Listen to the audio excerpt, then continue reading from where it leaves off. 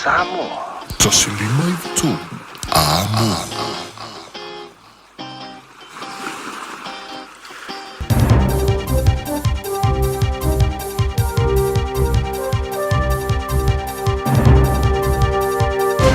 Tau Maria talani mai atero New Zealand molo Fiafia Mai. Ultimate pese America laulo itu aingo musik or country. Dolly Parton fa tolon malanga mai New Zealand nei mo na fa Fiafia Mai. Paula wana sa tafia o ia mari fa tawino sona fale atero nei. Ono le mamau tele pe malanga mai le late le luos for itula. E malanga mai ai. Ono le Fiafia tele o Parton in New Zealand. Mafo fa wai fa tawina sona fale inei e pena e fa alia le makasini le New Zealand Women's Weekly i le rua fema le rufo tolu. O le tausanga e hafa ibisa lau wasu fitu sa malanga mai e New Zealand Malaysia li pesi longolongo a America Musical Country, Kenny Roger.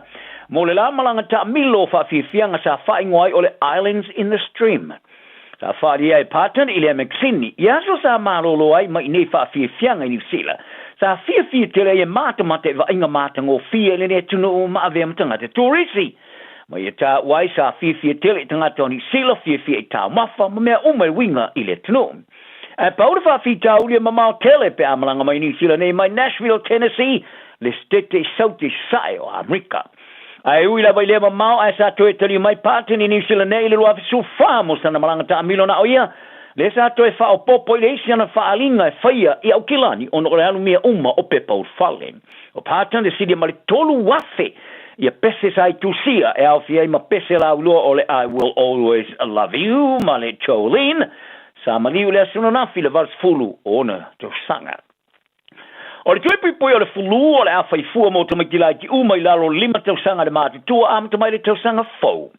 Mo ta paina fo ma ia le tuepi pui na ia fat paina a toa. Ia ungo le fulu o le tau sanga nei wa mafoi se o so maulunga te mai te mai. O te mai ti lalo le lima tau sanga e piro sili ato na maulunga le fatulanga na e tau fia i whare mai. Ai patino le, i te mai te maori ma le Pasifika e a fia le fulu. O le tamatai fau tua sili le kompania mo vai lau fafo mai le Famek, Adrian Martin sa i whalia. O le swinga o lona winga, o le isi silia ma le lua se lau onas fulu afe te maiti. O le a mawhai ona whai tui pui e le intu tongi le isi tau marulu. Ma i le mātu tue ono ma sina se i auria le tai lima tau sanga. Sa i tā uai o le a soani e pui ai to mai ki la iti mo la tu ai nga whasanga e fulu.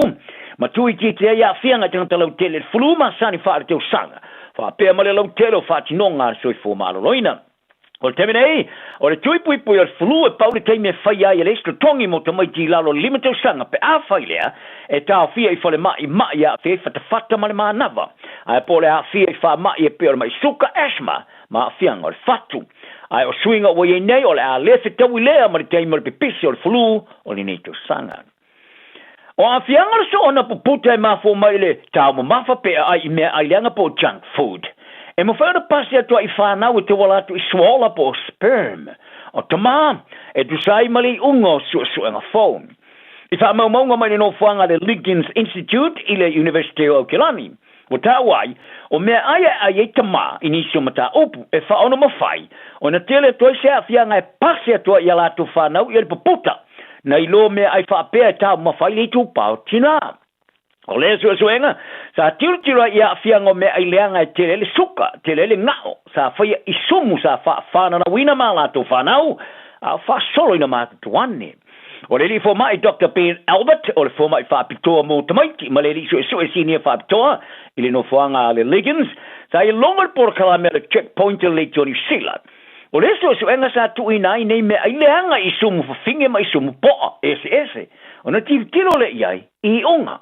Ai sa latu ai mar fai tete ia le ai ngi sumu fai loi o i sumu poa e ai nei me ai leanga ma pasi atu se afianga umi ia latu fa nau mo atu ai ina la poa la latu ma wai a fai ai le sumu poa ia nei tu ai ngo me ai leanga e u lavo latu fa nau ele tong fiti ele le tong fitinga fai ia mo fanga me ai le io latu wala nga toa a e tu ma lava le popoka ma mafo kingo tele le nga o le tino ma le toto mawalunga.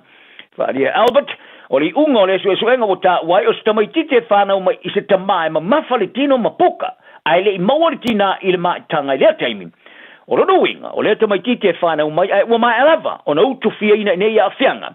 ma fa tupula i ari tulanga la matia i fa fita ulo ma mafa ma le mai suka o le tamama tua faiva mai le motu tu ma tu le kuki wa ia fa lia sa fefelo nola ina o watu le afifio pa ulia ile au anga yatu i ana whango tanga masani le sa ilo munmule nei o le pauta whasa ino le kokengi e po le cocaine o iai o le tama faiva ua malia le Tony Sila Pasifika e le whailo ina lona ingoa sa ia moa le afifio te fia i lungo le au le moto mitiaro i la solusul valu le masintalua i ulai i lona manatu o se tino stangata ai po se pomu ai whaari ai le Tony Sila Pasifika sa whaafose anu popole o na awhai se pomu ai pā ili te milea o le awhanoi lo nola to e rei maseisi na te ilo ina o ia o le pauta whasaina sa ia te tonu re afifia si le male luas furuono kiro kalama le mamafa sa si e kia le kuki ma whailo ai o le kokengi sa luai manatu le tama faiva se lau mei sa te peina se malie ma ta fia i le au a ina uala talata i ai mai e loai e leo se lau mei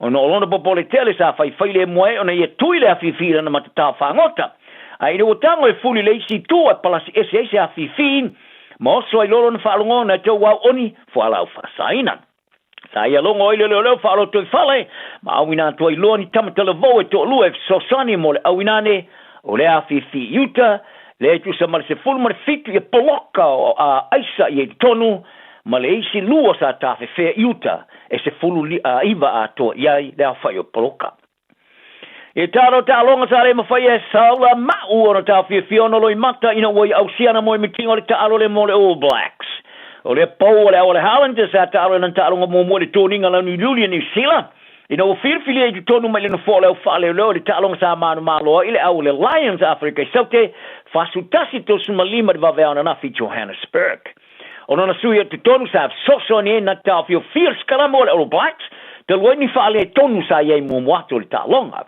fale ma o television Sky Sports in New Zealand o se mele te tonuina lua master waisa ye New Zealand nemta alo mo le o tako le lua vasa mulmuliane ta alo mo le All Blacks ai ta ua se whaalongo na mau whai juruai o lana miti la vale sa iai o le ta alo mo le All Blacks i se aso o mau sa vala wina tu le au sta se sui tulanga ya Oli Norris sa whaamanu oria ma ua tofo ne le lakapia le All Blacks ma ua tele nei sora manao e whaawa wai whanau wai tonga ma malanga mai i New Zealand ne isfulima on tau sanga ma onga ila onga le Auckland Grammar School ta ia whaafte iei whai a onga le All Blacks ili tu inatu se awa noa ia te iei whai masui alo na inga ona matua lana paanga ba o malona no i tonga ai te mene o whaari ar whai anga le All Blacks Dave Rennie sa matua i tui ulo lana au mara whaato i le loino le Lions ba ua fia i le whaato a toa le ta alo eu lava o se ta alo sa le i tūlanga le lei sa iai ili te wamatanga o le ta alonga sa tuli ai ele All Blacks ufa i le ai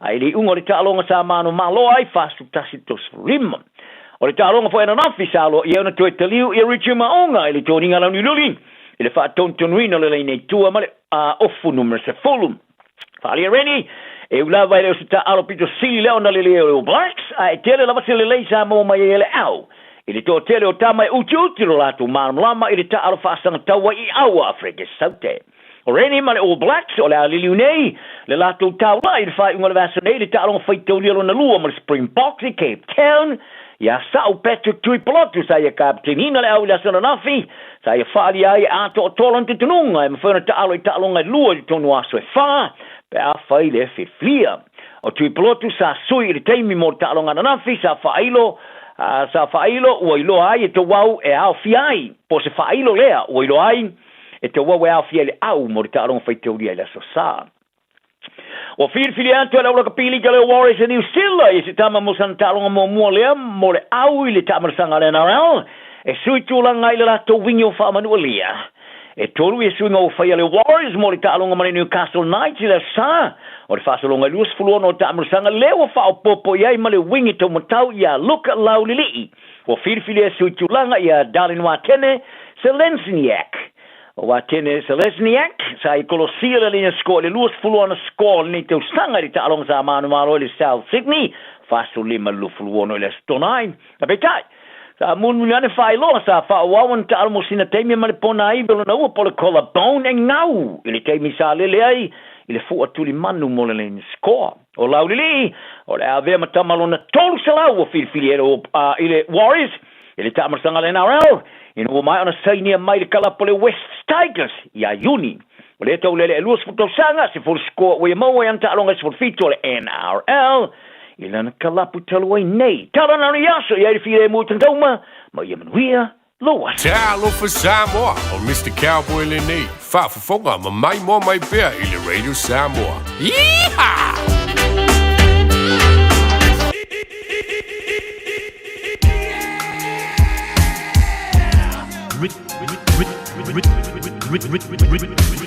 Remix. I gotta stay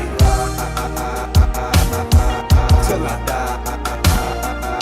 I gotta stay till I die.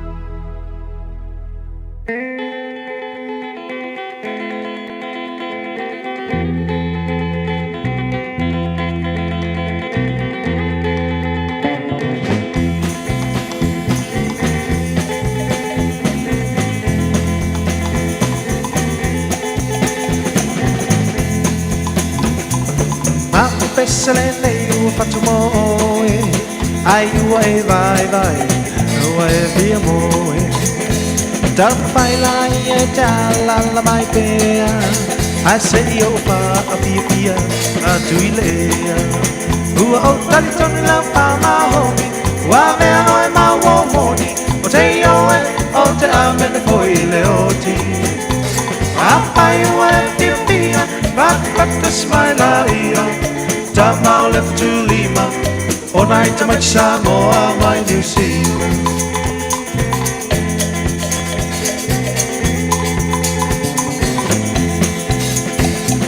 Naya Fatina ese serava Dele oina Nga motangata Apaina ue pia mala malapa Silia idea Tu maioleana Ua o tani toni lo pa ma homi Ua mea oe ma uomoni O te ioe o te amene foi leoti Apai ua e pia pia Pata smaila ia Tamau lepe tu Lima E mai Samoa mai New Zealand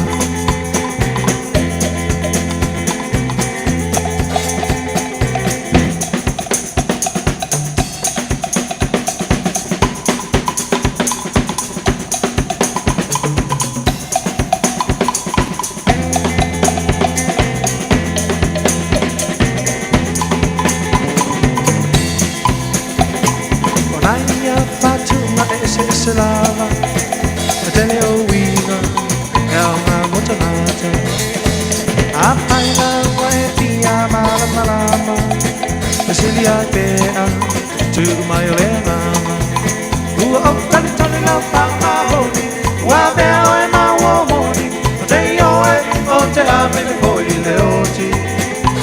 Apai, Waipia, but the smile, Tambao left to Lima.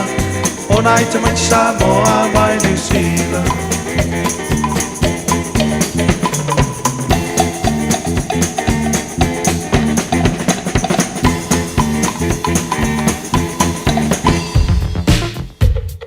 All I hear is Radio Samoa, Radio Samoa, Radio Samoa Tasili mai vatolu amo Radio Samoa, kasilima ivokuru amo.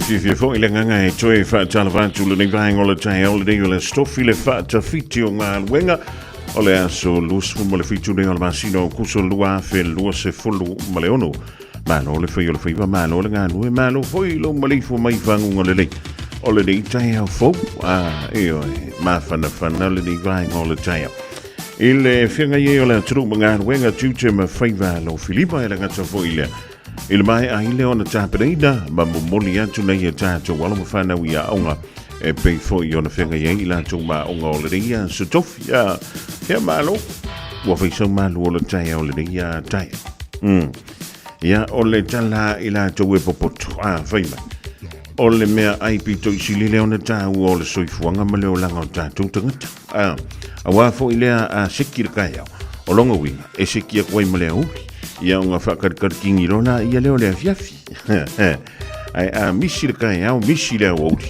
ia e laki ape a uria lea fiafi ai le yoso foi le lau wha mani ia pe le yoso foi lau le fiafia ma lau mai teita ai su e ange e alanga e mai kaika ia o ngole le whai au sau maa luo le tai le maua mastau singo le awu tanu wailo moyo lelei fa malo atu le sunga wa o yan tavai mala na tutua mai le tai au singi ana leila ya se yo li me foi stimuli ma antu le tato ma futai foi le divai ngol le tai au le porkalami o le Fiafia Mai o no to self telinga ya titia atunu sa so mo mua ona to teli mai le to fa wa le to ma futanga ya fa tala fantu Le ding vai ngol tai au le tai po inga malu au ona pa ia le tua o le da fo toi tai pena ya wa fo ia le la ngaina ma le fo ina o lana upu e le fai unga o le ding fo i yaso ma lo le tatalo ma lo le o le sai ya talo siolo maruia ya tatu uma ya ma mo fo le malo sia wa le fa wa wina o le nga wenga le tua so se fanta frito langa le nga tu no sila fa pe fo ia tu o mamau o lo o ma wa mai le tu fa wa le radio Samoa tasi limba i tolu a mo i au kilani New Zealand ma le tasi ono tasi ma le tasi fa mo e Samoa e langa tu i leo le fa funga ma le tapo inga na i tatu tamba tina ma tua tu i mai lava le muli panga i tono mo te malawa i le aso ma le fo yaso a mata mai lava le tai au se ia ulia le po e le timi e tau runga tu ile au nanga foi a le tatu au whainga wenga ya o a mai o lua o a mai oi o a mai o tau to telefoni si o tatu tamba ya matina ma tu ai Fiafia le vala to ia le mele o le dofo to tas te manda tu ai ia so tida ia fa lo fan o peria o la ai o la ai fa lo i solo peri dei vai ta ya elenga te vo ileo le tida ia kalala birds le mafuta mai fe el pico o le masinga vala o mai kala ia mo le to tele o to o a mai le dei vai ta o le tausanga o maua le mafana ia talo sia o le nai fai mo antu le mai ki le ga sia ko a o tu wifi o tu wifi na watu se vili fai chole o le lava e o la kokinga o le ngai lava e ka po ia ko kama ia ko manguia vai le po i fola solgi mo le vanga fia kurka vale ko ngoro mo ka po lo la ya fa ba lo tu fo i le ba lo sio o le da wa fia ngai fo i manga wenga le ding vai ngolo taya a fina e usul va vea ona leila sol o le makwa pawa o taula na faila ulan sil timbil langa ga wa le vanga e amaka ai fai ona e tele fale le timbil nei futa a mata por fulurua ia malo o a fu ngol ding vai ngolo taya ya fai fo ja e mata le Fiafia na nei ona e fai sina malo nga ia o que fo o ia lo nga me o la kana le fai kwa nga ki kofa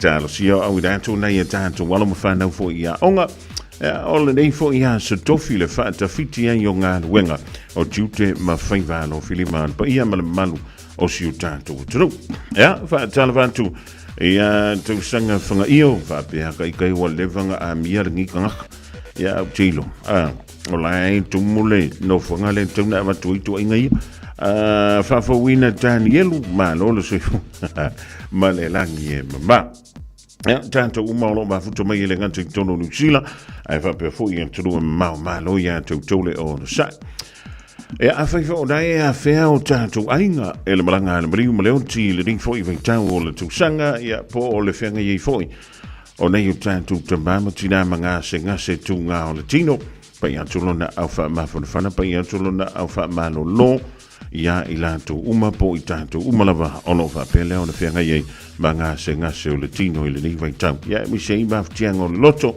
o le nga mare ma fa ia ona o le valai mai pele loto ma nga liputia mai le vai ngole tai au fa mai o atu ile to lima ia na ni tanga tanu o New Zealand o lo fa pele ona le lo ai ini lo longa sa fa pele ona fenga ye male tunu o nepo mana tu le tunu le o nepo o le ye le manga vo le piko isilianga ma wolunga le mo mua e ka malong New ia nga tango e su e fole ngor ka malong New Zealand nga mai fa pe e to lima ila tu o mai le tengmide ele I mawa tangata New Zealand mai silia male to se lau ono se fulu tangata ua fa mauni le mali di wai ia male fai tau se lau o lo fa pe le ona tau sa ilia ile tengmide o le tūlanga fo I lele o le lo longa e fa fu se ia o le sa o le me tau o le flash flooding ia o le tūlanga lea e mafua mai le te tele o timunga I lunga o au vai maunga ia e mana tuana sa pe le vai ia pe tafe le mo fo I le vai tafe po le ala ele mianga saura kafenga mai lunga ai tafi e lo malekangaka lenga kolosi le awala ia ma mea umala i tono le awala le na sa wai le vai mala au ma palapa e wai le io o isi o tunu e le nga o le vai sa e sa wale vai au mai ma palapala au mai mpongaki la au kai nga i mai ma le la pisi la i tono le vai tafe ia o le kangaka la o le fa la vela vea ko kafe mai nga o le vai o lo no ia o le a tafi fa solo a toa toa e ia toa inga no longa fa fuse ia fa pea ta ua mai se so upu o le matanga luenga leo le vai fa fo New Zealand e le o mawhai ona wha mao ni mai i le taimi nei ia i la tau ie to lima ai bitai o lau tau sa ilia ia suafa i la tau nei e pei ona ta ua mai i se wha talanga le lunga o le tātou penga te whailang ale News Talk ZB ia mai o le wha pe mai masalo e o vātu ma le wha se lau ia tangata ta whao tu tono le turu o le pō o le tau sa ilia mai le la fa se lau mono tupu tolu se lau fa su maltasi tangata mai tunu i fafo o lea ele o maua mai nai tu la talu on tu lai mai ia le lo longa lea i totonu o le po pe leo na ta o mai ele fa matanga mtanga wenga o tangata ta fa mai mo tu tono le tunu o le po ya o nisina i la tok fa mai i la tolo tausa ili nei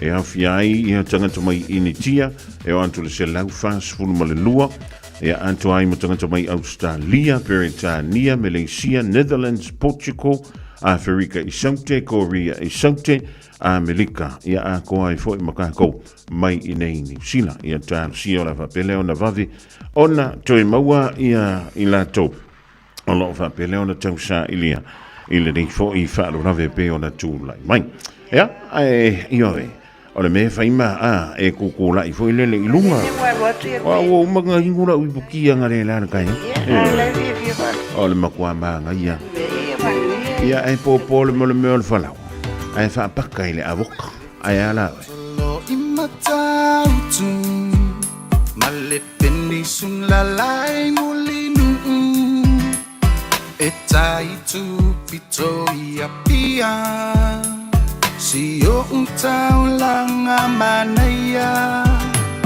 le fepula fi mai le sami o ta uma fetu le langi mosulungi ya umasia unkani a omasa bali bali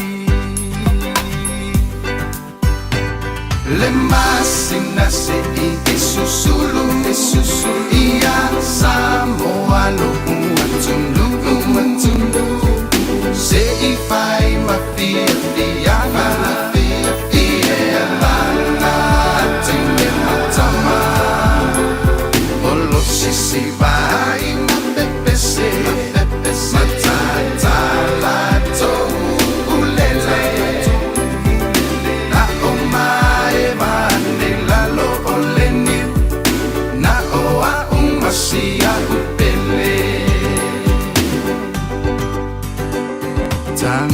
tangi mai lewati olo otumai imata pele ai omae va masia upele ta to ai o pese matilo tino atu isisifo olo otumai ai le casino mauna moli pa ata amilo they go separa mitai ai pupito le masina se isusulu ia Samoa lo umatundu se ifai ma Fiafia Mai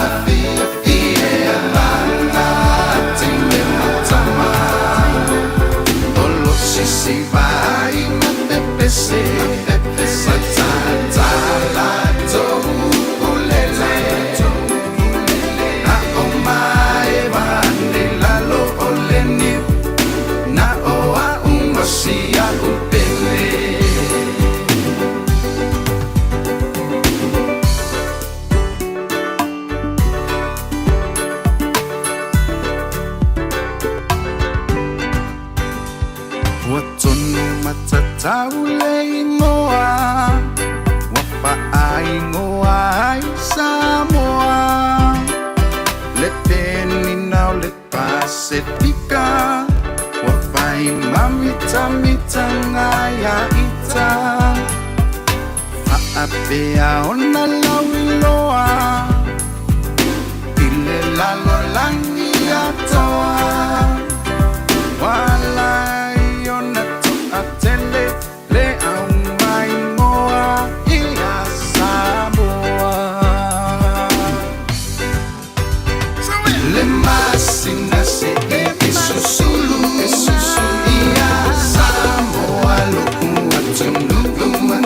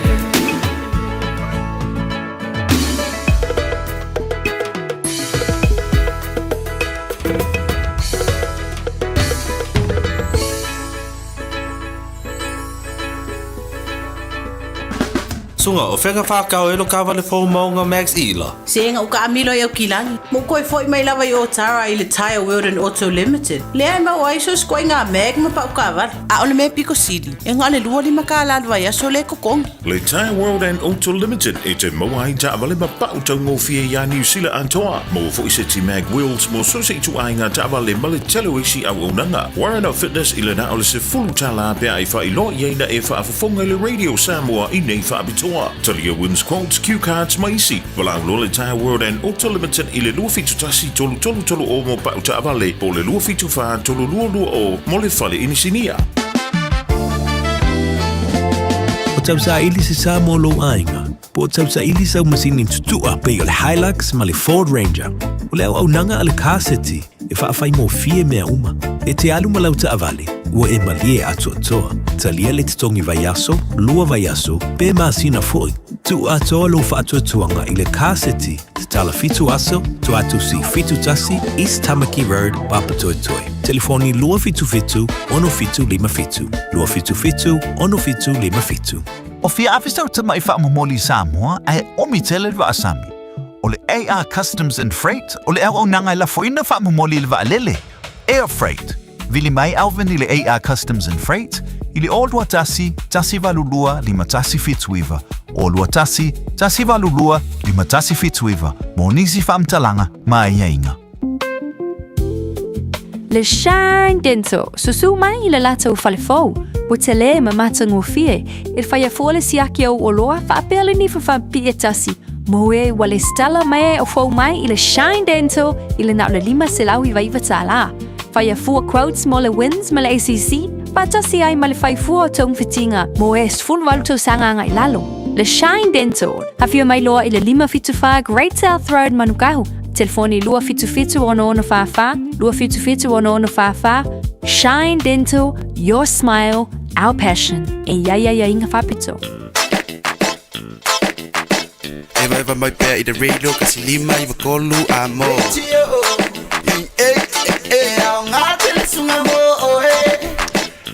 O di sirang tātou whaasalunga whaapisi nisi le rivang o le tau na o toi lusfulu whaamiru tau na tāle o le sfulu tasi i au kila ni neia o le taimi foi le nā toi lusfulu whaamiru tau na tāle o le sfulu rua e lo tātou whaasirumanga i Samoa. Whaatalo whātua ia tana iona o le fai mai o lae fai le vali ngā fali. Ia mafuta mai le tātou polo kalame le ngata fui lewa tala fatua ia io neta le pale ma le ainga o le mafuta mai I nā I Amerika I le rivaenga o le tai au. Mai ia le tala le pesele. Mo au whaanongo le tala. Ua whai pui. Ai le ai masauka. Ai kalangua mai. O ngala whai pui. O rongo. O inga whaango I ke whai pui.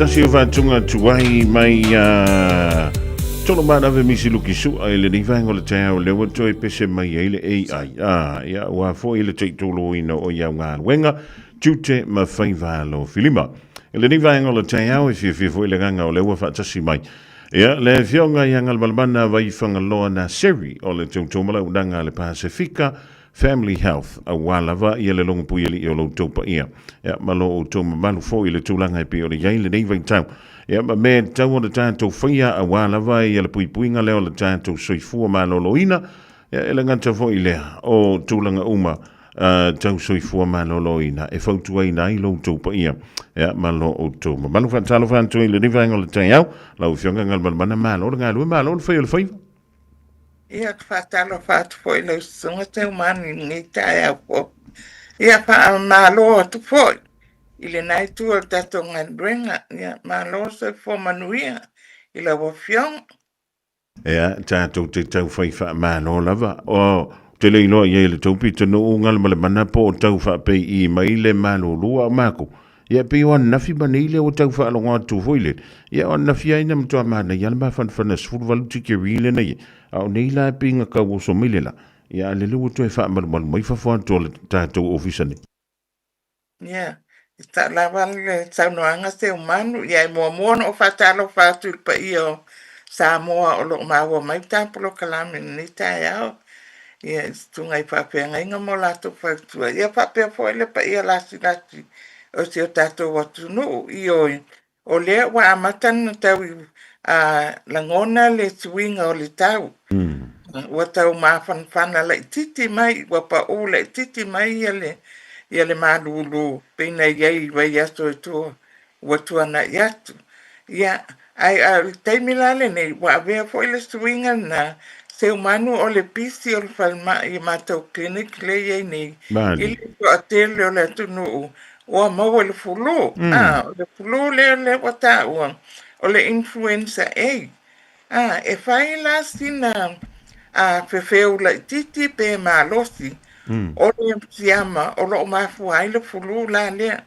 E taipei lava o le tanga mai fo I le COVID la tau ia e toi o na o le COVID o le o maua ia le vai la au e whai ai e tatou tui pui pui anga COVID.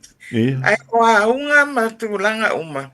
Ia e tei whapena uma e a mata mai lava li tale ti ngarwha I tafi le isu ia whalonga tuloa. Wapei o tau le mana o fupusi mai e le whatawhata ia ai a tale foi e umi o na tu mau le tale. E tau mau ai foi pe I o lawa ma tau mau I le tale vivini a mese ata mai tia. Sawa I loma le fiva. Ia o ina loa la lea e apa wa amatai loana na popole atuanga ia pe ai umalawa tu langa na o le fulu le tamasani ai fulu masani ele umia ia inu penedot malo lo le fale tau stami le ia ma wa fole malos pe a fai lale na o umana fai malo tui pui o le fulu a le pulula le strain le wa ye nei le wata o le influenza le wa pepesi nei mutu mo tanga te palmai ia ma la to a fo mai fa le ainga fo ia wa fa ia la sina tinga ina yo to te lo tangata ia mama wai ia e metse la vai la to le fa ia la to pui o fulu wa te ole ia fa tu ai nai o to a fai e tele o tale, e tele o fiva, o le te malo te taimine, ai le I fai a lau fulu, lau tui pui o fulu, alu lau fo ma e fai lau tui pui, ma no lava o le te tala le ava noa, e fai a fu ai ia tui pui, ai me se lava I lato, I mai le ono te fulu tautanga, ono te lima tautanga, anga I lunga, o le vaenga lea e fai a fua uma lato tui pui. I whapea fua I lato o mai lalo ane o le nātautanga o maua I te whaama I tū mau. A fai e te ngungu, pe kaut, a fai te mai fatu, a fai te mai toto mawalunga, ia pe o e dialysis, ia po o e maua I mai o fatungao, so o te mai tū mau oro e inu whala awai. Ai whapea e te lai titi e amata tu tau tūro tanganga I lunga. Ia pe wa tino ma la poa foi. Ia matulanga mo whapena. o tau ye fa ia fua o ma tau tui pui pui. Ole, a wata whaatari, a mete la wata taimi nei, e o fo e tato whanau. Mātua, a whai o iei iani a tamaiti, e laloani o le whātau sanga, ia nā wai te tonu o le lisi o tui pui pui o le whanau, ia tui pui pui o le fulu, ave tamaiti e wha ato, toa o manato tui, pui pui, ina ia pui pui a mai iei lātou, ia o le whautu atu ai, va ai e tato lava lava, ia maua pea ia le o mawhanwhana. Ia, ma whao ngā tato skapu e pusi e le ua pea pa ia rui papa. Tō tini o le whanau, ia e mese po i o tato matua tausi, o lo tato iai, a wate pata mala, a wa o tama swinga lava lea a teo manu le tau. Mali. E pate se nai lo tato, papia ia, la waldo matua whailo ofu, ele ai o le fo wate al fulo. Ele ai la, ele umia pele ato este, tula, te o ai le shopping ai whalungo atu. Ia ua malulu ina mai lo papa atua, ia ua amata o na tale tale. Ia e te o atu le whale, ia ua amata nti ngalpa i, e vale tele. O le ai whautu ai nai, o whautuanga o matatato mauaina i le taimi o le COVID-19, whautuanga na e te tau on tato toi fo iai, e whai i le taimi nei. Va ai ia puni fonga, po mask, Ia. ai wa e tale tale, ai lai te pia alo anga i whafo le whale o loa pe ia whai lau mask ma e alo. A leo le nā, ia ai mente lava no fuanga tumutumu, pe a tato o le lotu, o le a onga, po a lava tuala, poto putonga, ia a pai e iloa, ia molo, o e ngataunga le mo, e le ngata laina, a pai e te aluina, a pe pe lau mask, a wai te ia lo whano oko tale meri, ia le isi lo tua, ia pe mawhatua te le meses, ia mantua la, e pipisi ia sti ama, ia fatutale ia po e mawhatua le whaua la le, e pipisi pe a mawhatua tanga, ia e mai te lava pe a whai o ele te nofo i ruma, ia pe te nofo i tua tangata le, ia pe lua te whaftangai, ia e pipisi mai, ia matau uma whaua ia oi, pipi i o ofu, pipi i o fōlinga, pipi i lo ulu, ia malaulu, ia tasi ia awala, i o mai elisti ama, ia te oe wale o le a e mana vaina, ia le ngata ilia, ia pe pi i fo i taumia ai mau lima, ia le tu i lo ngutu watu le, angala tunu, ia maalu wai ia le siama, i te tonu ia te oe, Mali. ia tato whai, no fōtanga i ai. Ai na koe te whanongo i nā tu o lea wa e maua o mai aunga i ana o tā uat. No fole whali. No fole whali. Aro e waile po o mai whaalongo lo whatawhata a mai au whala au na e malo o lo leila i a lele whali. Awa te alu tu pai ngā ruenga. Awa o lo walu na tu pai ngā ruenga. O lo lea lofana i a te oe. E tele o lofa i lo ainga. Ia te le o alofa foi i au workmate i lau o whainga ring. Wani tane a e alatu. Ia ma pepesi a tuai au lean whautuanga. Malo lo le whale. Te ia ki lia le lei oe. Ia ona e alu lola. Ia le pe o tia na o lua vai ata. O malo lo le ia tamo o tia. Ia watu langa whapena. Ai, awa fo i tātou te no foa i se umanu. Mali.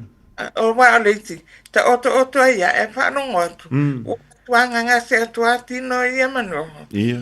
Le whai atu le a inga, tāwe a wea ufoma. Ia. Kena no whala ia lea whatua o le piapi alu. Ia na o atu lo le no fwai la pe ono te fulu i tu la o whata tali le foma i miru moa. O lea, au tātou te no fwa. A mata loa, ia mamafa le isu, ti ngarfa i tafe le isu, tale, ia a matantau pufusi male manawa. E, tō la i alua vai fōma. E whawhewna I loa e se le fulu masani ma le fulu le na e mawhaina mai le tai au le nei lea wa amatona e mawainga lua mana. E te whalongo atu e se ala whalongo. O fulu I e tamasania da Common Code e whai atu ala te whialoloa I lai te malo. E le ngase lo tino mai le ngingi vavoi le lo ulu au. E te leo o I te e le vawe na e o taumanawa pe tale e whalongo atu e wale e tau energy. Tau malot. Yeah. Pe whalongo atu e wau tino. Yeah. O le tūlanga nā I le vawe, ai vawe le lo wo iai. Ia, ma le na, ma le ulu la o isi e whalonga tu I ulu e ti ngā pe ia ma lepe. Ia o le isi e whalonga tu, na le tale whalonga pe ia ma lepe le whai. Le whata. Ai le ese whatale. Talo whai. E pe ia iese mea e apiltia le whai. E whalonga tu hala ia le wa e tale whiwe ino sina I puwai e tau luse na ia. Ia, e whasusu e le whai mana. Ia e dry fo ia lo whai. O le ana se vai fofo o leito e ngā furu e pe ona e sau noina. Whai lo tui pui e le I o iai. Awa a whai lo tui pui o le fulu. E mo lai a wala te fulu. Ai le tu ngā ia. Io na unga, au. E te lewe yo o wawe o iai I le tau le manawa. Ti ngā le I tu, ti pata. Ti pata. Ono o tu langa nā. O le e whautua I nā ai. E tato mata I tu e iai lawa ia puinga ia pe ona whamanatu atu pia. Pai lo tui pui o fulu. O le si. Ia wa tele fai tau I fai tionga ma tusinga whapea o tele o waila awe Ia. Ai le loa e ala fo ina fai. Ona o le alolofa ia wane I ola I tu langa ia. O nisi o le malo le tununga le mana fefe o tu vai le foma. Le no pese ai kur foma. Ele ai ele ni ai tu ia. Ya le whainga luenga I nei tu. O kato e alolofa. Ne ala po ina lato a vea le nei ngā luenga ma lato ngā luenga. Ia, o le alolofa pia pitoto ane. Ai, o le si fo I tangata se umanu. Ia. E si fo ina latu. Wano fol fo mai. Ia, e pai mai ia pe o la wata mai ia lo na ia mai. O self-diagnose, Para yo, tangwa ia diagnose lo na ia mai. Ia, a lele I whai atu tala fo mai. Nā pena sa wawhai mai. Vai, o le wati ngā le tuoma le a mai whala o te mana o inso whala au tui. O le isi, e sa wai mata o mai le ngor whala au. Yo le alal me te sa wai o vai. I mana kou, ai le alu pia la oe. E su el whatalo vai e watu ai. E tasi le vai ngā le tunu ue whainga tāte le te uman. Ai apa atu foi la tau fai lo tui pui. Ala paunga mai. Ia o tau e fai tau tui pui o mātou ia o lea nā. Ma. Talo fai. Lea o mātou COVID o lea mau te mālolot. Ele lei pe a fai o lo e mālot. Ai leanga. Pe a fai nai te mālot. A o lo tinga ina sau tama po o se matua o lo e va ia po te tu e va ai. Mai. Tasi ia whapita o li te umana. E whai o le oa. Ia e o mai fo e vai fo mai. Na tau whai lo fo mai. E wha matala mai ai. Ia lo na ia mai. Ia whai mele ia tuti mai sta whala au le nai. E se foi le to e ngā to mai a ngal wale mana ma ie to e ngā ngā wa. Ia a tonu voi le o le lava o le mana malama. O le fo mai e ono I le se furu tau sanga ya o ngai I whako a ma whaile anga kango I le stethoscope whaile le ewa aile me ta o le ma. Ele ai la te umani o isi ia wapopoto mai ai vai atu le kukoro. O le isi ia wailoa o ma unga ia ngā poile AI e pole Ia, ia. ia mai ai. Ia. Ia na sa wala ia le o le tau pai atu pe ia se ia fa matala mai ai ia ma pai mai ai ia. En le ala o le ala le ngai te sa we o na la wa e lo. Ai ana e sa ia a wa le ma fa na tango tu sis wala. Io. Ai a pai la tu se tu wala au se ia o no lau diagnosis nga o fai mai. Nga koe sau voi le fai kio mai. Fala lave la le na. Ya ono lava le taimi wati nga ai i el pata. Tale ya sau mal fatale wam vai atu ena mapi pia mai. Ya tau le mana valo. On tau rola ya le wale lo plana tau pa mana vat. Ya ma avelo e miro mo ma ave un tau pia. Ma tau pe ya. Ai ia matulanga mo fa pena. O wale nga fatia ele tino. Ona te e atu i le whamai. Ai tau lea. Ia whautuanga ia. Ma ai na pōma. Lele, ia. E fia la fo i o le tātou o nanga ngal male mana o a fo i a wala e mwhaiona so ta i a toile pa i a male malo si o tātou tano. Ia mi se ala vaenga le o fa pe ala bala to ia e tu sa le kuko ma le fo ma i o fa o mai o le kolisi fa fo ma.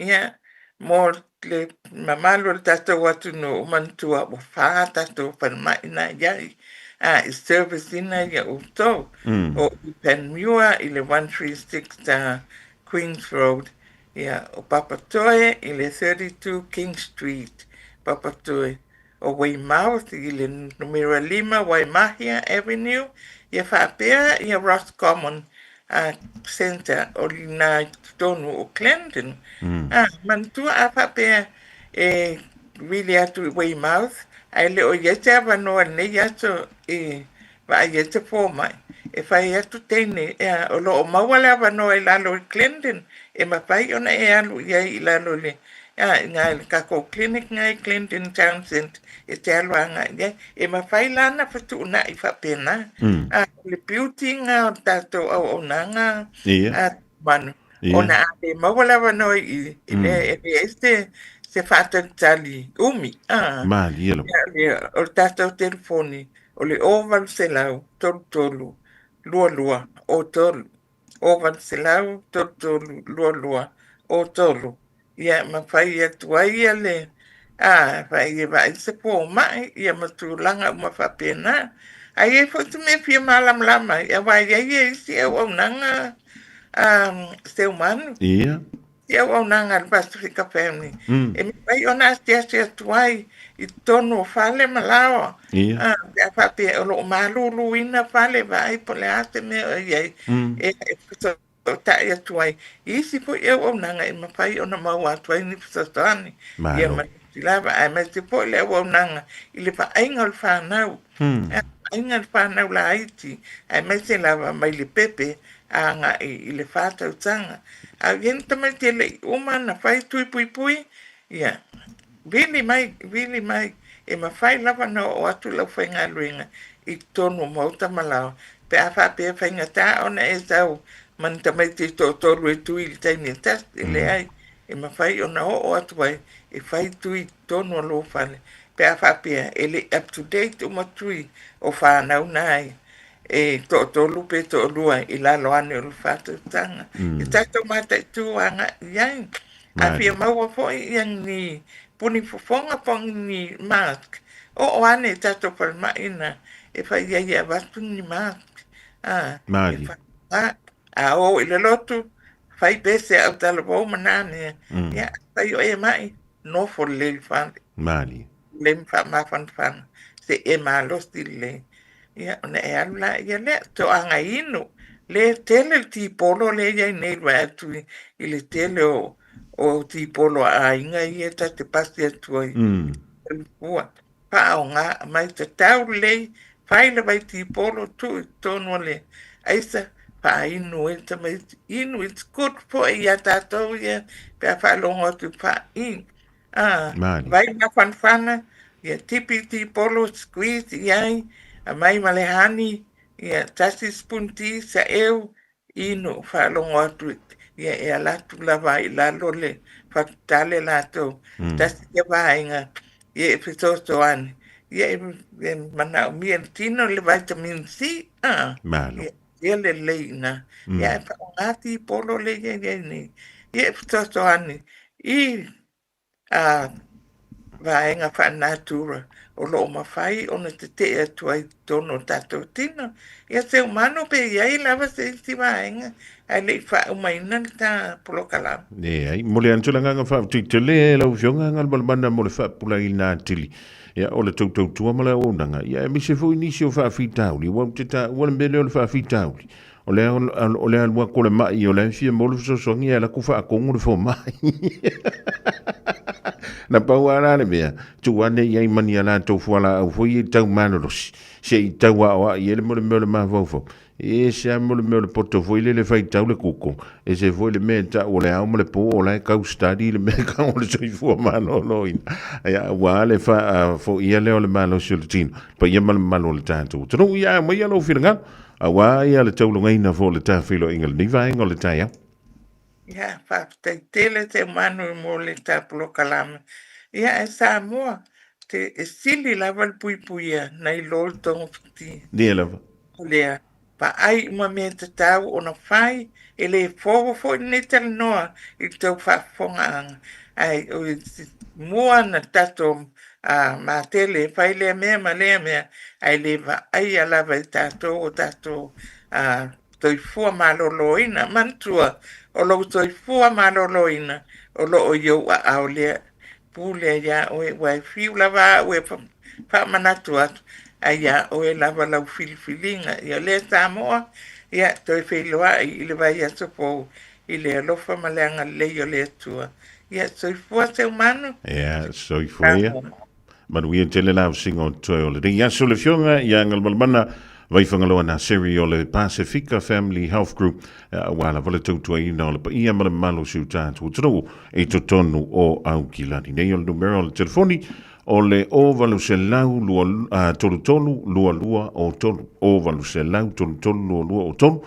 O le mana ia fui o le vaenga le te lea lantu lala. E mawhaia a whapeo lai pisi le silala. E mawhaia na pokai o le temiana I se isi lala o lo lata ane. O tolo miru tau te aile sultas.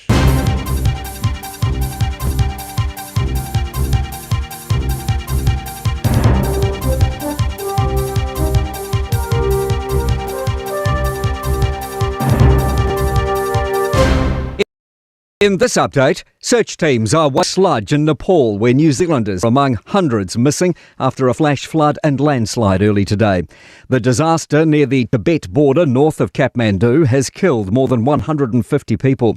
Nepal's former honorary consul to Auckland, Dinesh Khadka, says local police have given him names of 5 Kiwis not accounted for.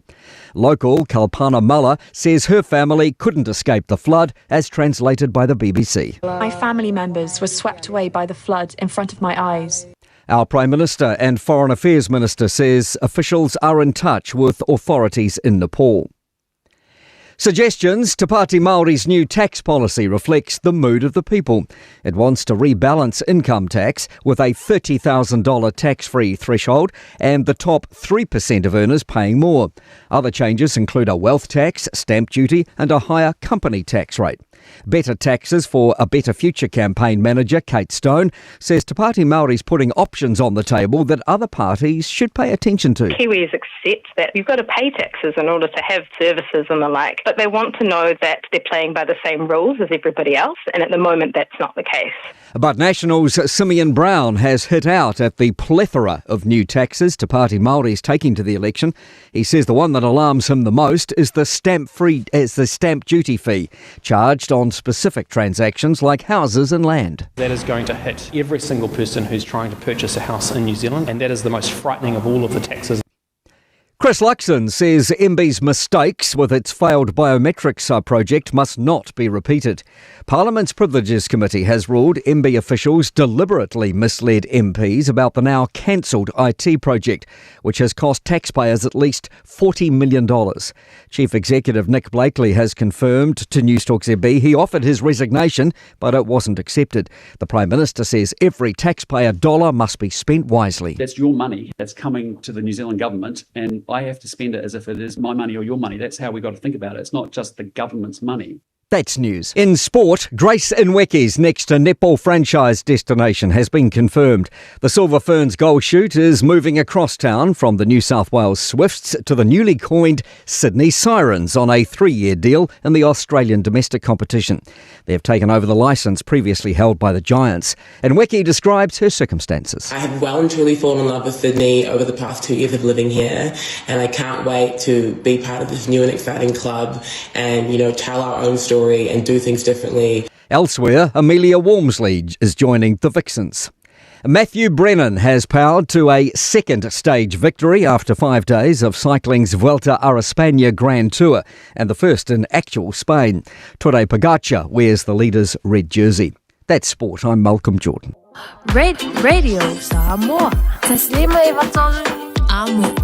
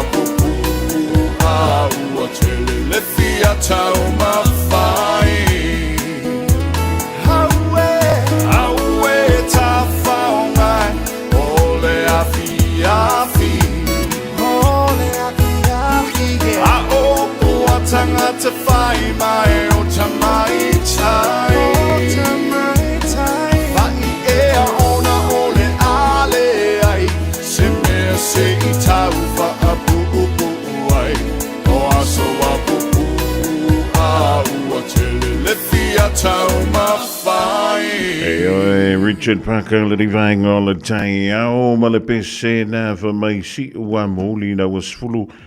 Tassi mala fa midu tu te ni lin July fulu tassi joy fa telefon to ila mai mo. Mala fa fonga ngai por kala me le Fiafia Mai le tu fa wa le radio Samoa mai AUG la ni sila lunga le tassi mai vitolo a mo. Mala tassi ono tassi mala tassi fa mo I Samoa. Mi sei lunga le social media le YouTube mala Facebook. Mala tanto penga te fai lang le radio Samoa.co.nz en vind je even van een lunga o tune in app download die lunga o lau telefonie via wij ja luale so se meer ja maar even van mijn hele tanto to van telefon ja Rachel Sif van de Engel le wou to be die point England ne le voor je vang al het tijd ja ta vita suiva down maar le tanto au naivo alle Panthers no ada fa malos ya fa so puleya solusi le antongole sa ya malo fa tak e va ngale te via fa popoto e vele le ma fa so ma le jonga yang al balbanda vai fanga lo ile ding tai ya le tu langa ma ka kia voi de ko nga me ta to te o ile fa mai e va ile fo ma o le foi tanto te o atu ma o tanto fa pe tu le fo mai lau sunga le fo mai o au fala au ia tauna au mai ona o le ngai mranga ngai lo nga singas e se foi ko inga ko mai mar ko inga nga va ale ya tanto va ele o mea o mai lunga o le upenga tafa ila oni mea mo e ya mea e mo e yai foi vaenga ya ele mo ai se vanga nai o lena fa o mai oile el kolisi fa forma ya mama wai lo fa ai longa foi lele fa tausima ya ona e tangoile o fai lau diagnose o la nga meri fonga mo diagnose o lo tangoa le o fai lau o fai unga ile nga singa sinai te mawa sani Atono ye inisi o tanto ya wa masani ya unga nga singa se lo tanto wa fiai ai le fa pela o timi uma na le pa wai na nga singa se na te afiai masano so e antu e fo mai masano lo ye mo se singa singa o lo va alua male na fo inga singa se te mawai ma fuai ona e tinga ina ye mai anu e va ile fo ma a le si voi me mali ye tanto soli e inisi o tanto tangata e makua fefe o eva il foma io usa ka o color foma fa se ama io o pe il foma ia ni ia i kuari mana o fefe ke alo eva il foma io ba chinga langa onga foma i le vale o le ongo kausanga nga il sefuru kausa ona ia maua le poto ma le toma e va ai ma tau si ta tau ma si ki ka ko le mama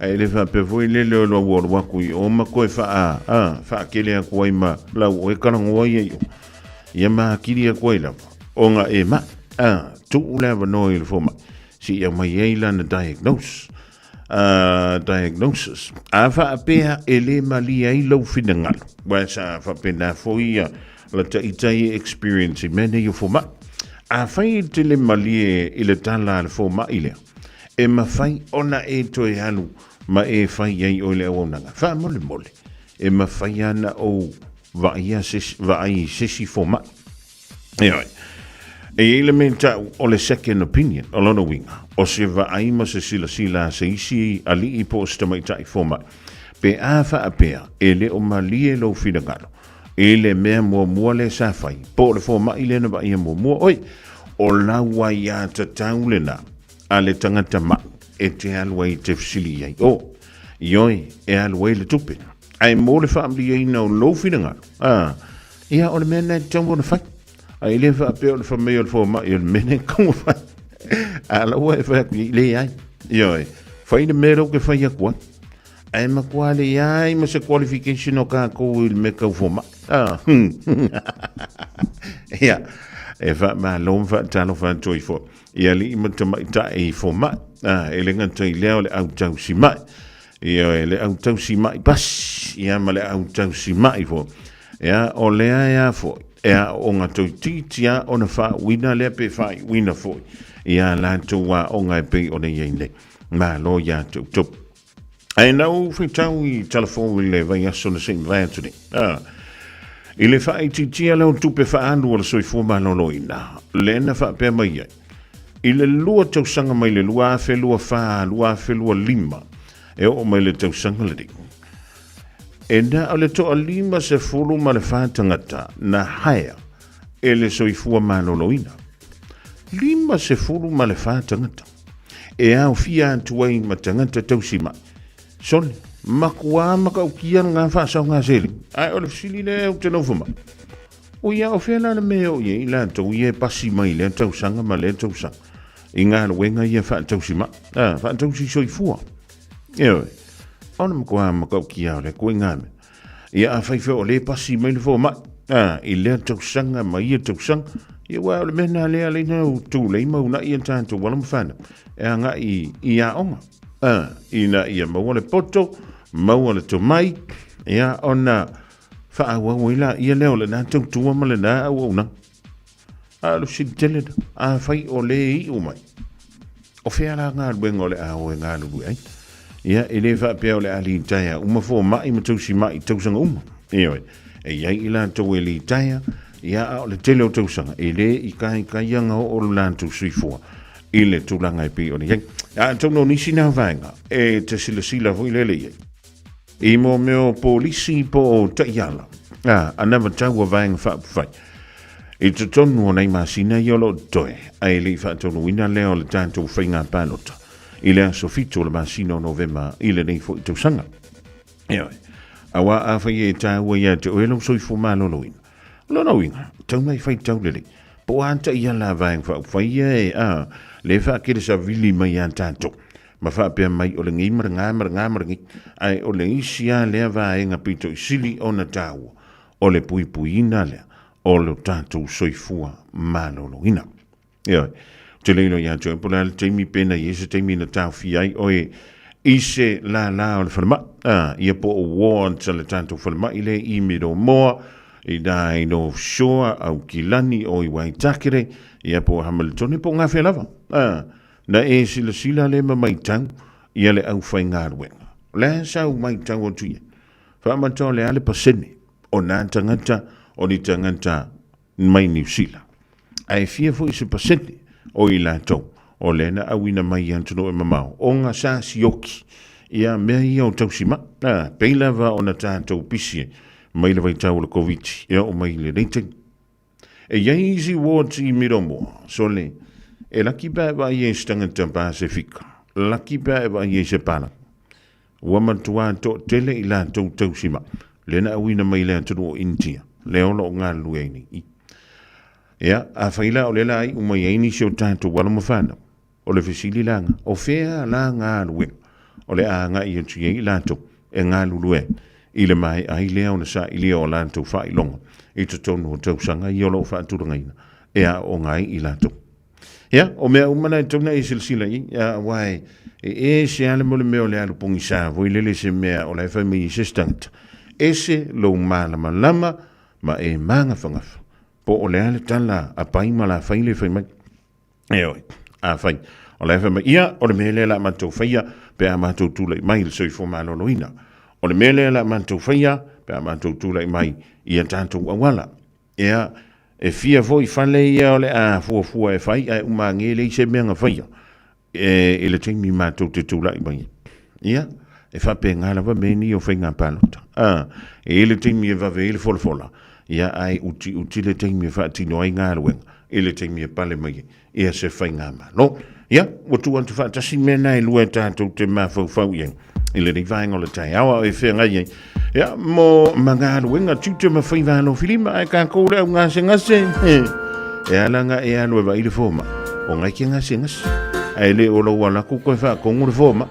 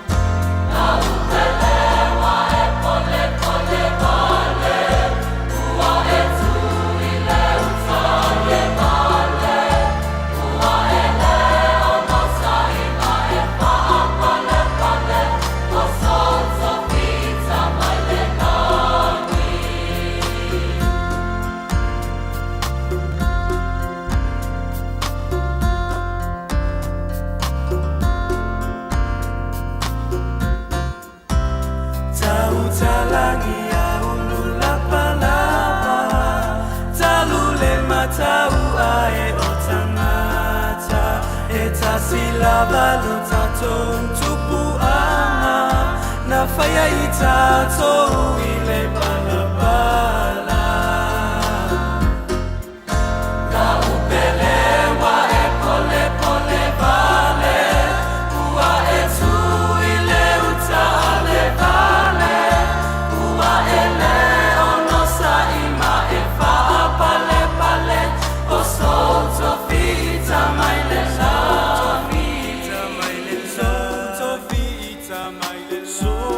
Vita mai lani.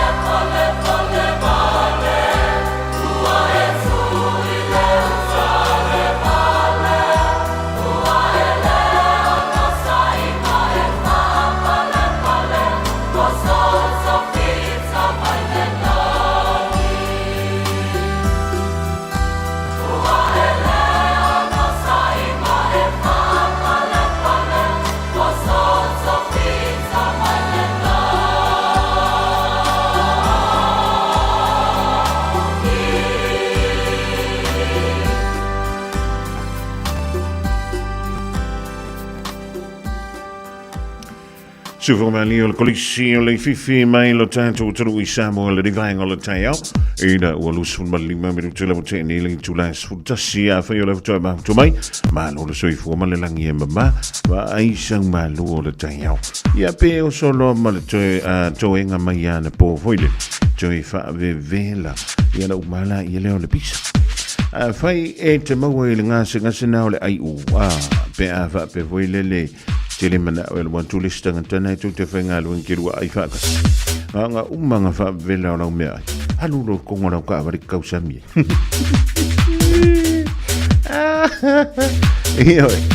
E halu mara a koe rau ka awari ke kausami. Pe ke arua kua wha solo muri rau ka awari voi lele. Wha u mai li keli I le kou whare whainga ruenga. E o nga e kausami alenga o e konginga. Elisa e u. Elisa e u rengo le mea nga. O le mea ka ole mata u. Ioi. Ai e vela ma le sionga I ku. O le sionga I ku. O le mea na e tau. Ole ai u valea. Kosa lawa e kau samia o I ele mea ai. Malau lansnga e roa kuma oi. Ai o le wa makanga whaia kore vai. Nga le kongo le whalewhenga alue. Iau kala. Whapea vuila I ne vai. Langa e faule o langa mea lao steak.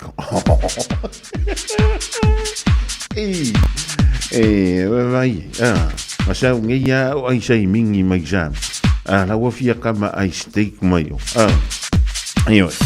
E lua me mau. Ale o le manta u pore ai u. Ia e malisio ngai kunga.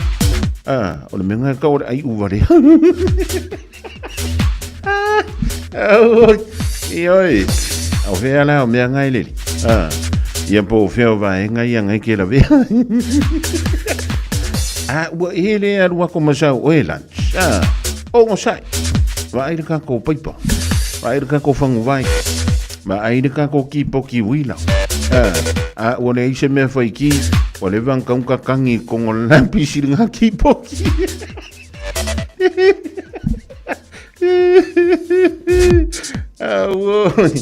Oi. Nga. O le mea vui ia wharongo ua sau le mole. Ia pi wale le ia se whaingo se ngā rueng. E pi e wha ua e whamarkanga. O le fofo. O le fofo le nā wha whitau. O le tapena mai o sau tau mawutanga mai le whale na e alwatu le ma o le kou whale whainga rueng. Ai le va pe o le fa vela ko lancha iska. Ai wa ko e fa le la vai le lancha ngaka. Na pauana la fa ko nga ya ka ko yo ko lunch nga umang fa vela alula ko la ka vale. U marekeli I le ofisa ya o nga failo la loko mafukali la usua. Fi wana wa nga ya fa pe a mea se I mua ngai kongo la ka vale fi wana ko. Ai na ka ko kwelo. Pa wana mea inga ngai ki wa sa. Ya wa masa umala ka le velungo lo la I polo wo.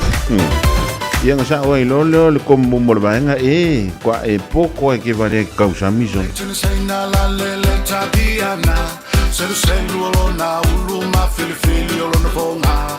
Fasi ona mata ina usa ula Samoa. Solo lo male ikua laisa ai le to ala na moa. E mai salo na loto ole Samoa I tautala. Le tena saina la le tabiana. Selu lo na ulu ma fili ona na bona. Fasi ona mata ina usa ula Samoa. Solo lo male ikua laisa ai le to ala na moa. E mai salo na loto ole Samoa I tautala. Hermano pukalua, elua pukalemano. Hermano pukalua, elua pukalemano. Hermano pukalua, mama, elua pukalemano. Hermano pukalua, elua pukalemano. Hermano pukalua, elua pukalemano. Hermano pukalua, mama, elua pukalemano. Siva le fai le mu le va velo na fai na aina una yule mu chene unga malalo fa pale ni moi pau siva male ma fa la fa tali mai si a wai tu le una se tasi a wai tu ai oi le pu siva mai le siva le fai le mu le va velo na fai na aina una yule mu chene unga malalo fa pale ni moi Tell me you see how I do. Le right se tasi a wai tu ai oi le pu. Hermano pukalua, elua pukalemano. Hermano pukalua, elua pukalemano. Hermano pukalua, mama, elua pukalemano. Hermano pukalua, elua pukalemano. Hermano pukalua, elua pukalemano.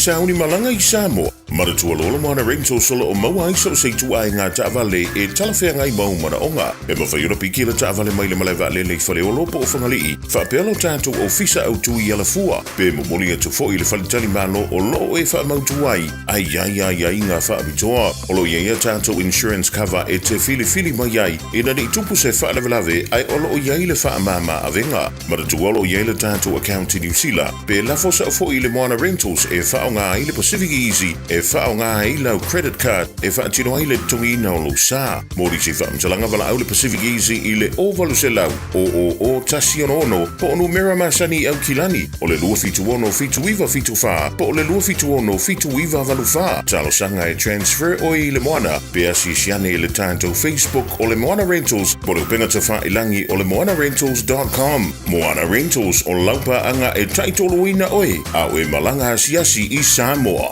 O fia maua sau ta vale po sau piki apu. Ai tongi ta iwa yaso, lua va yaso. Pe ta imasina, o le sleek cars o le a maua ai le fisoswani. Ua ta pena le au whainga luenga a le sleek cars, mo oe malo a inga. Aua e te popole i se mea e tasi. Te tala fitu aso, mai le sifulu i le tai au, angai le afo le ono le afiafi. Tele la lai au kilani i saute, vili mai loa, i le o lua tasi fa, fitu lua selau. Po le o lua o, fa lima, tasi lima tasi. Hey, where you two off to? We're going to go drop off Nanny Aroha's bus screening test. Have you done yours? No, this Nena is too young. What anymore, Nena? The age has just come down. That's you and Papa too. The starting age for the National Bowel Screening Program is now 58. When you turn 58 or 59, you'll be sent a free bowel screening kit every 2 years until you turn 75. Please do it for us. It will come in the mail. O fia tu whātasiona no ngā tope uma. Ai asa tupa se whaipaiponga. Pili laiti po oso whale motu. O le Trust Finance Mortgages ele e se tutonia lātou brokers. Mana au noa le onua o, whālua lua, o lua tasi. Petanga i ane i le trustfinanceMortgages.com. E iaia inga whapitoa. Trust Finance and Mortgages. Finance solutions you can trust. Radio Samoa. Taslima iwatolu. Amo. Joe Lusulima Malafamidu John Charlie Oli July Sfulua Charles Fulua Tato Wanga i Samoa i le tautua Malaudanga le fionga yangal balbana utanga vaya tipi utanga vaya lena audatu le taya wana nila ile frai tutura Malau atu fa Tumu ole pas ile tu atili uchingacha Ai over aya O se tene mata ata E taunu uia pia over ono Fiona au tafa Pele o oelea Na romi ti ai Wa o sau pa Sila mai Ako sa usali mai Ete maliai A e iyo e mai O te si iyo e masapasapay O tau mate Po o ai o sile apo So far, Malipulo cowboy. Tala no amai, sele masaniai. Ei lava let sangata, le asa o mitiai. Pele o oelea, na o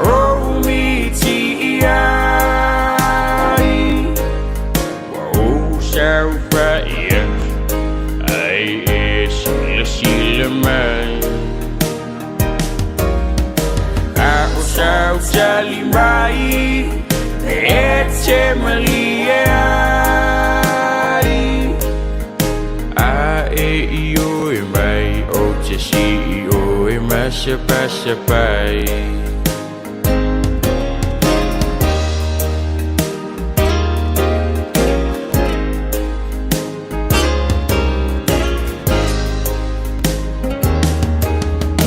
Ole maungangana Fa'alungu siya tala Besa unimiti Beuna o siyanganga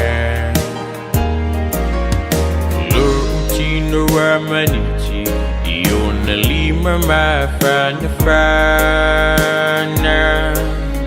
Ulana taliwa iwen Ele ifaya fu isonama Lavalea, na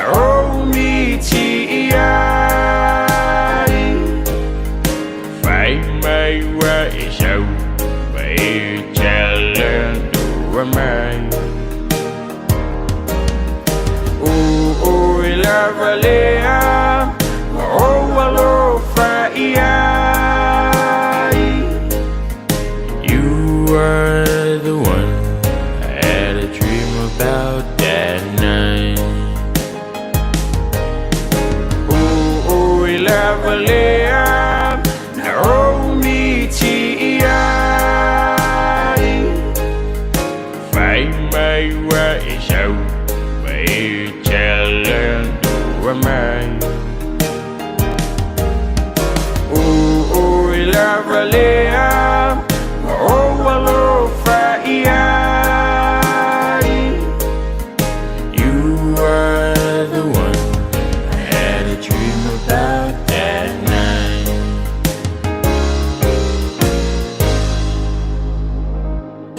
Ua mawhai o na aura tula polo kalame le leimo o ia so taitasi o na o le langolango malosi e le whale maliu a se alo le atunuu o ese tātupu Funeral Directors i Manukau City. O kalame leimo e talo falava. Tusi e se tasi o tusi tala e whapea.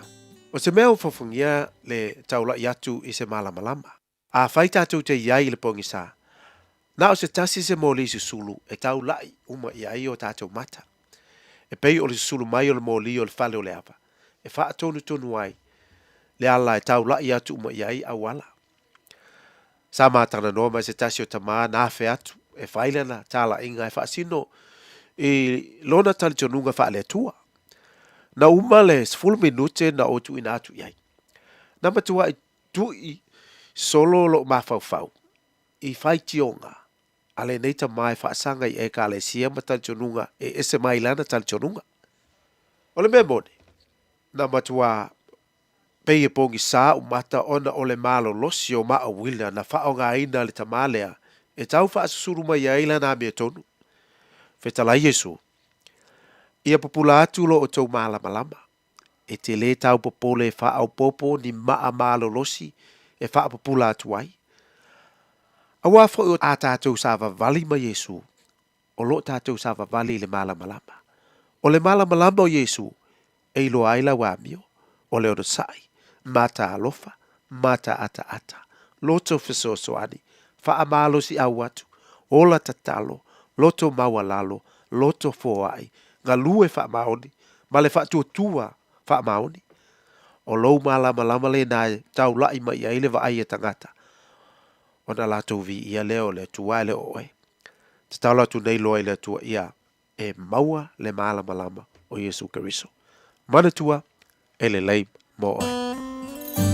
O le ese tātupu Funeral Directors o se whale maliu Samoa o le tali foilea o taimi whengatā o na o le malanga al maliu maleoti e mawhaifoi o na lātou awina atu ma awina mai tino maliu o e pene mai so o se atu nuo lalolangi wala auno le ese tātupu Funeral Directors i le lua no lua tolu fitu o pea fiu ane i le se fulu mane balu Norman Spencer Drive Manukau City.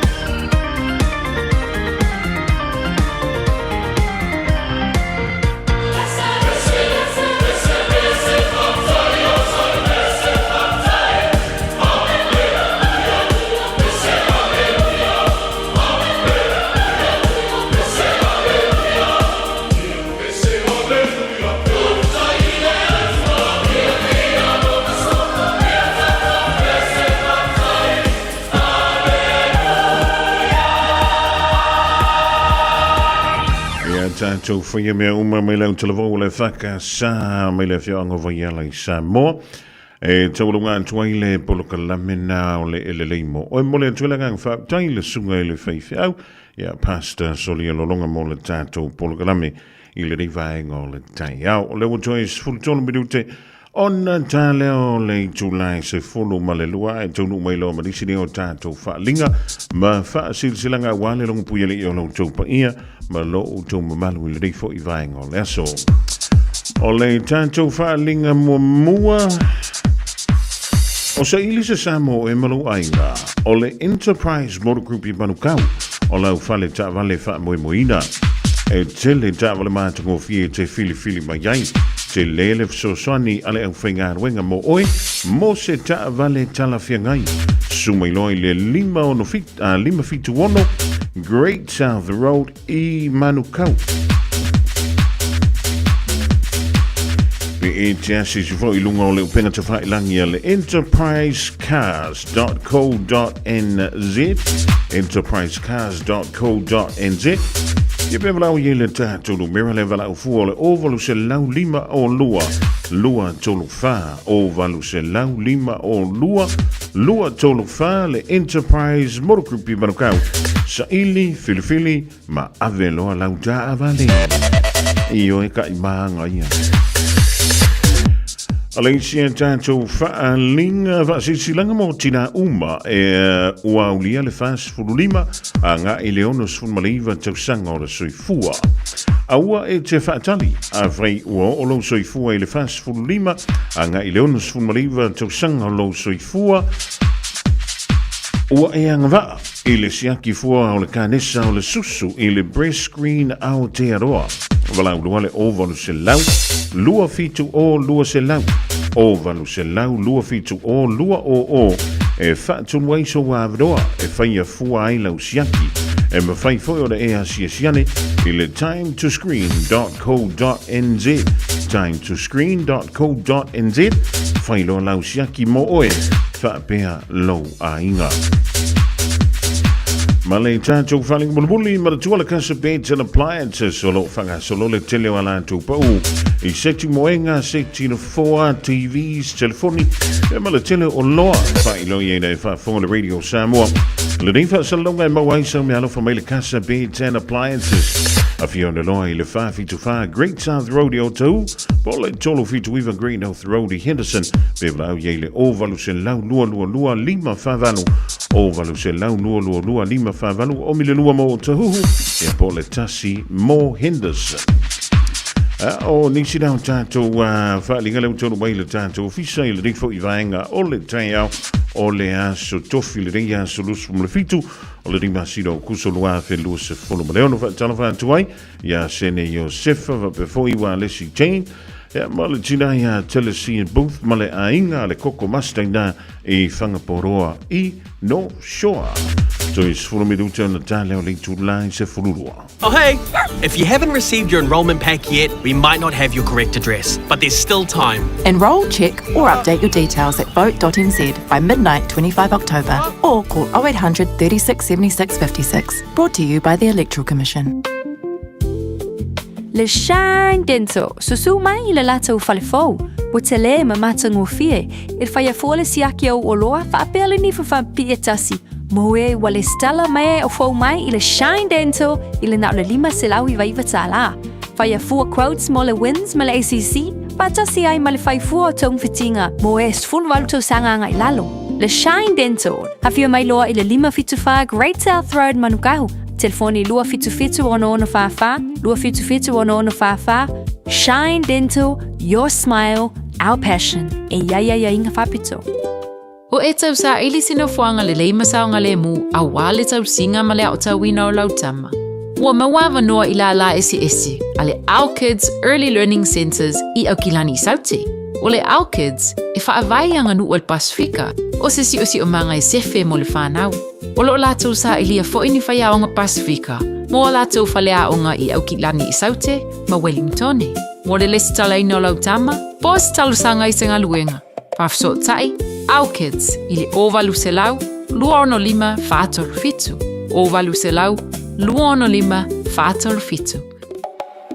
O le Samoa Realty, ua whaatuatuaina i Samoa ma Amerika Samoa. Ua lata i le whaasifulu tausanga lana au nanga. Latau te whaatauina whanua ma whale, whai alisi o whale ma pisinisi, e o i le iloiloina o tau whanua. O le Samoa Realty, ua lava le tumai e fisosoani atuai mo oe. A e fia talitonu, whafsota il telefoni, o ono walulima, lua whawalufalua. O ono walulima, lua whawalufalua. Petanga i ane i le samoarealty.ws. Samoa Realty, our island, your home. Radio Samoa. Taslima ivatolu. Ama. Ole temelo kula wan sila radio Samoa to evalu midu tuna tale o link to line se fulu male luan tan sulua tatu wanga i Samoa i tala mai Samoa e peore fa funga ye link to line valu tai ona le la temelo le wa tasi mai e le fionga ya lu mo vai po le tofai ya tungisia Pio Wilson no le tobla udanga ale o beka kasi manu ka talo tungisia malo nga lue. Ya, langi mata pila sunga, jadi pasal lau, koto tai po tatu po kalame o Fiafia Mai. Ya, wa kota po anga sabo mai kipa, ngeke lope tutonu lau te ro. O tatu lau panu e Samoa, i papena i tatu uso i tutuila manua. Toi po manuia patalo patu lau sunga po ngamua. Malo le faiva, malo le ono sai. Na tau fa pele mai le la i le tai ona le la tungisia. Le wo vai atu sole o ma ko le wa nga I mai ia o ia te lo na tau ma wa sina na I lo pitonu ia ole tu lang ole taula tau ia pomba ia ia lo na ma fo anga me uma ia na I da kia foi la stu ata tu le fa na mai ni lo lang tu lo nga le ngana ia ia o nga lu nga wa mai ona tapena ina lo tatu ta paula lang wa I trato e la le so mali pa pe non fa pena tu le a to pitonu lo ia o fa so ku manuia ya auto vita io ole o mai ama me se coupe a tongisia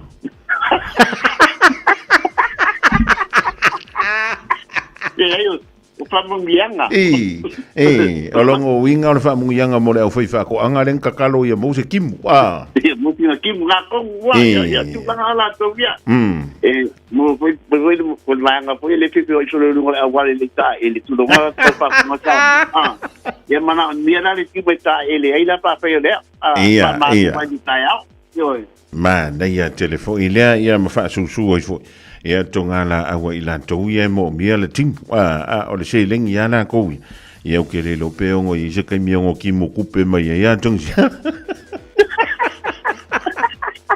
awe ama pe fa pe ngale o la ngi ia ya ia vai te mi foi le so ki mo tupe yo mo vinga ele tu I si pe nga benga nga fa ka dia kai me pa meti bunga fa ya fa pina alongo winga ele ikimu mai ala wo I lungo I palungi fo ele o I lungo au mo fa kari ele ke mi ikimu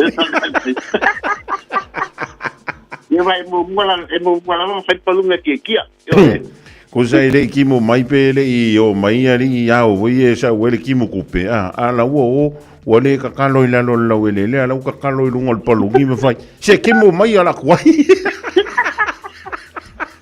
Tama voy wangal pongal ke mi la so la kala kai mai ngal la ia pa ili po pe ko ngal la ni le ti ai lo ka ko ka pa au la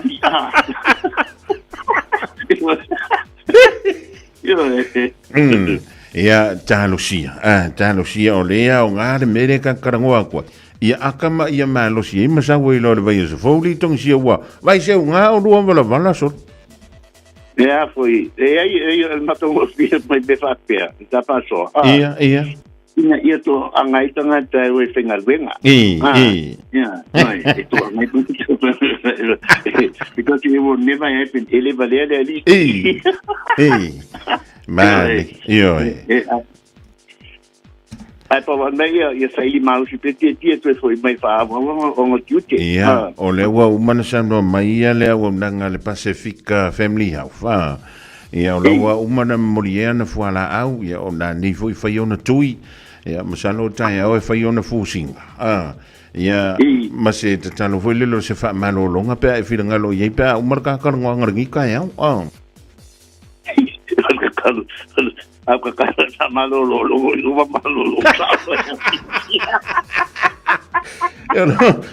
Arongo wingo wa kongi sa o fua no so sa o le.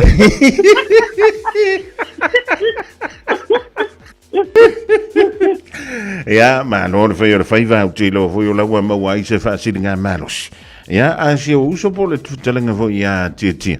Ya, wai o le lava mana tu antu o ia tanto ngā wenga pe o na whianga ia le vai o le aso atungi. Ya, esa le lava fonga mua ya ke lunga ban so ta tengi. Ta fo ia. Au le mai ta wata vale ku mai do office. Au le ta fa salam ya temne. Ka o iso sta ka o iso ska ka. Tai a kele ku fa mai. Ya, wale le e mana tu ala tu lava o ta man pia. Ya nga lava te firma nga pa tai kele lava ina sunga fonga mua. Pole mo polo mato ba no fa au le tu dale ta el.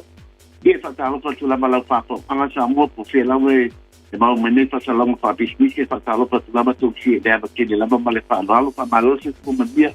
Fa malo fo lava fa mo ni tele le tu se wa tu ke le lava sa mo. Ta tai sa mo. Ila fa ngai ngal tu ala ale o meka kas.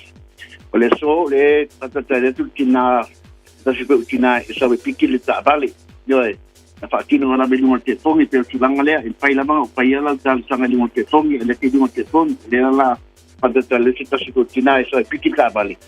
Ya ma number ta ma ngaval ta ma ila tia. Ya tale ta mai sai te pala to ya. Ya ma va to tu ta vale. Ya ma va to le penga na lo so le sa ta ma. Yo e lima se la ta la.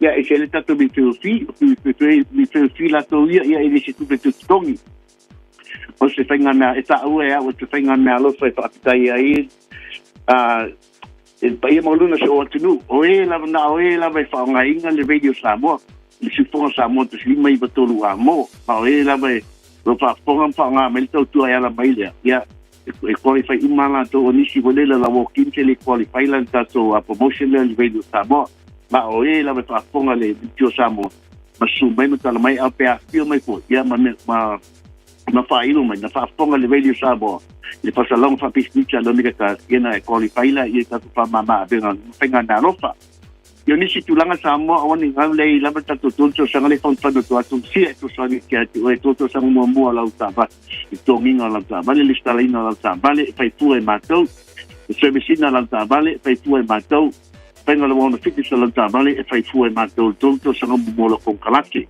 isi tulanga cuma le tulanga e payana ban au bai ona fa matala au idia tula ia tulanga tato promotion ia tele ta male failo pilinga tato family band te sulu no 4 mo te sulu no 4 mini band o me tato youth piki apu for rangers to your highlight Lisen Nambara o le Mitsubishi Triton ma le Mazda PT50 o tato piki apu le mo tono tato tato parta ma le hyper car ta e kese tele ta male failo pilinga su mai matala mai al Samoa fai se tatala fa so mo ta so se beto finance ai le fai ala fai uma su mai le go se lau kebeli strike nei papu to ban kal go se lau kebeli strike te va ma porta le line o iba do fitu di mabalu te sdua o iba do fitu di mabalu te sdua ya para que ton febe ai o taxi pa fitu ono lima fa taxi o taxi pa fitu ono lima fa taxi ya na o nga fa ba o lumba mai ton sia tio Wilson e tau tuaina o 7 days a week. O te minei, whatu pāwha se poe lau sunga whonga mua. Ma lo fa tai ma ruia foi la singo to toi malanga ia tul fai ngol rive ia solo to fai ia tungi sia pole fianga ia lu mo vai Bill Wilson no la to bla danga da ale o meka cars ile lo se lau Cavendish Drive e manuka o sai le nei so sa ile nei vai ngol tai a holy ina ua tantonu leitu lai se fulu malelua. O si mai ala whaafofonga o le whaapoponga fo ele nei o talafau mai Samoa. Awina sa mai mo oe e lau leiti o whalongolongo le Radio Samoa. Tasi lima iwa tolu amo. Whatalofo e lo tātou mo tenu le nei foi a so fau. O tātou wheroa i mafuta le whaatawhiti le ngā ruenga o tala mai Samoa. A lumana i le sa whara i le whae ungo le nei vai aso. E te tala ai le wha uruina atu o sui whaatutu. Mo palo tala iti e tu malo palo to le vai maunga tolu, fa pea fale ali litasi. O le sorulu le nei vai aso na fa ilo ai lunga o le upenga te fa ilangi. O fa asara launga le vai nga fa upufai e pui pui ai a te tau tangata. Le mamori atu o na sui tau va mo ia palo tala iti e lua. O le to fa ia ta veu asa asa wili tua tangaloa. O le sui tau wā lea o le pāti wha upu whai mo whale ari li tasi. Ai o le fionga i a vai o fua i polu Chris Whaofo, o lo lātou sui tau wā lea mō vai maunga tonu. O le no whanga utua le vanga wha upu whai e pui pui a i a te tau o tangata. Na whero i eisu i tau wā ma wha mautu wai le talia alo ia, e tau wā i le fua mo le pāti o lo angai nei le malo. Ele taitonunga ele tele sa matou. Ele tele sa whamatalanga. Pau wale se whamatalanga ni vai ngau tai au. Ia a whai o lewa se ilo bi mai. O te alu le whamoe moe. Sa ilinga fōi o se sui fōi o le tu malo.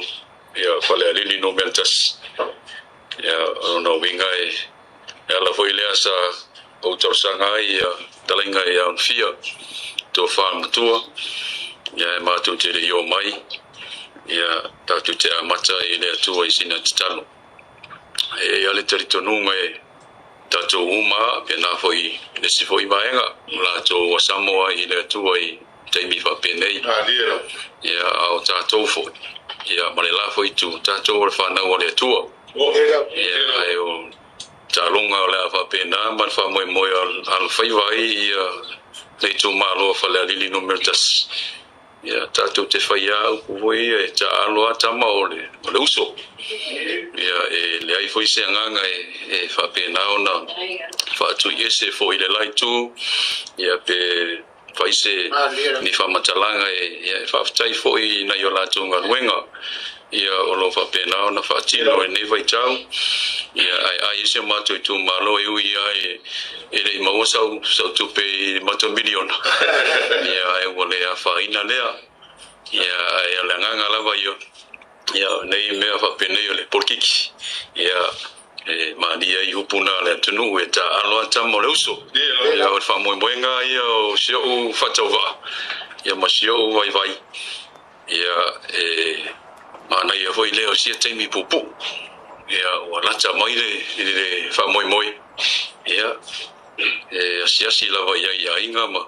Ia o le naunau ta inga fia tautua mo le matu i tō malo. Le moi lawa i tātou umai tautua ngā ruenga lea tua. Ia ai fia tautua e sia matu i tō malo. E le whapea e tate alu e suoini ata mea. Ia tate alu tate fia au auna i le tō malo. Le ase malo si e maua ia o ase mea fo i e whapea nao na whamanianga e mau. Ia whapea nao na manatu i nei tū malo. E whele langona ia sara whoiwa au tau sanga o misi le awanore no fōa o le mai maunga tolu. Ia e leo atoa whoile a inga sa vai maunga. Ia masara o leo wi i pe whaafiti ma pe e ula vale i tuina me whape nei. Ia lea la. Ia o leo toi whoi me leo wi e sawe. Toi whaatole numera le lato a inga ia vale lato no fōa vale mai maunga fōi. Ia o na whapele se wamtala. Aftai le atua le awanoa me se fōi musmusung. Ia e whaongal whatau wae tau tua mau au nei nisi o waenga. Mori fwoi le anga ngal whamalo mori whaftai le lau tu malo mai monga tōpi. Ia o le talia fwoi o walau. Ia me se fwoi o le whaonga ina fwoi o se mea whaina ruenga. Po se wha leo tele leo. Ia me se fwoi se au nei tono le tu malo.